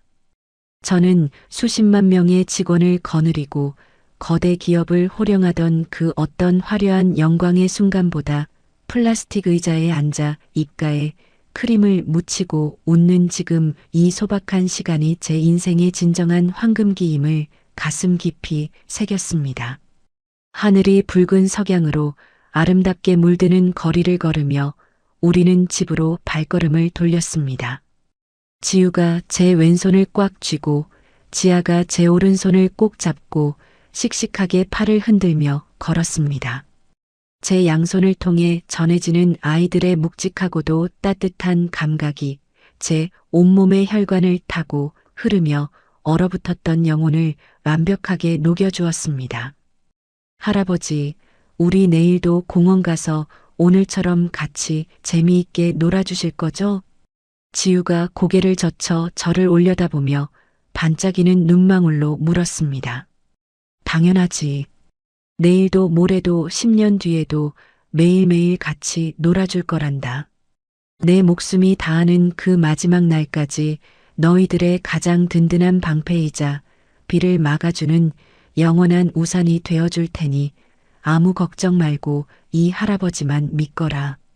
제가 붉은 노을이 내려앉은 하늘을 올려다보며 조용하지만 힘차게 의조렸습니다. 사랑해요, 할아버지. 지아와 지우가 동시에 제 양팔에 매달리며 뺨을 비볐습니다. 저는 이 두 천사가 제게 선물한 영원한 온기를 품은 채 아주 환하고 편안한 미소를 지으며 따뜻한 집을 향해 천천히 발걸음을 내디뎠습니다. 오늘의 사연 여기까지입니다. 핏줄보다 더 진한 사랑과 인연의 소중함을 다시 한번 느끼게 해주는 이야기였습니다. 차가운 빗속에서 유통기한 지난 빵을 구걸하던 가엾은 어린 자매가 든든한 우산이 되어줄 할아버지를 만나 진짜 가족으로 거듭나는 과정이 참으로 가슴 뭉클합니다. 우리네 인생도 때로는 매서운 비바람이 몰아치지만 누군가가 내밀어주는 작은 온기 하나로 다시 살아갈 힘을 얻게 되는 것 같습니다. 돈과 탐욕에 눈이 멀어 혈육을 배신한 자의 처절한 최후를 보며 잊고 지냈던 권선징악의 진리도 가슴 깊이 새기게 되네요.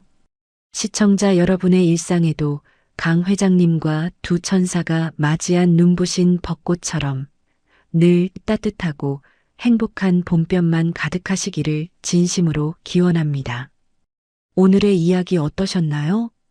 저는 내일도 따뜻한 이야기로 찾아뵙겠습니다.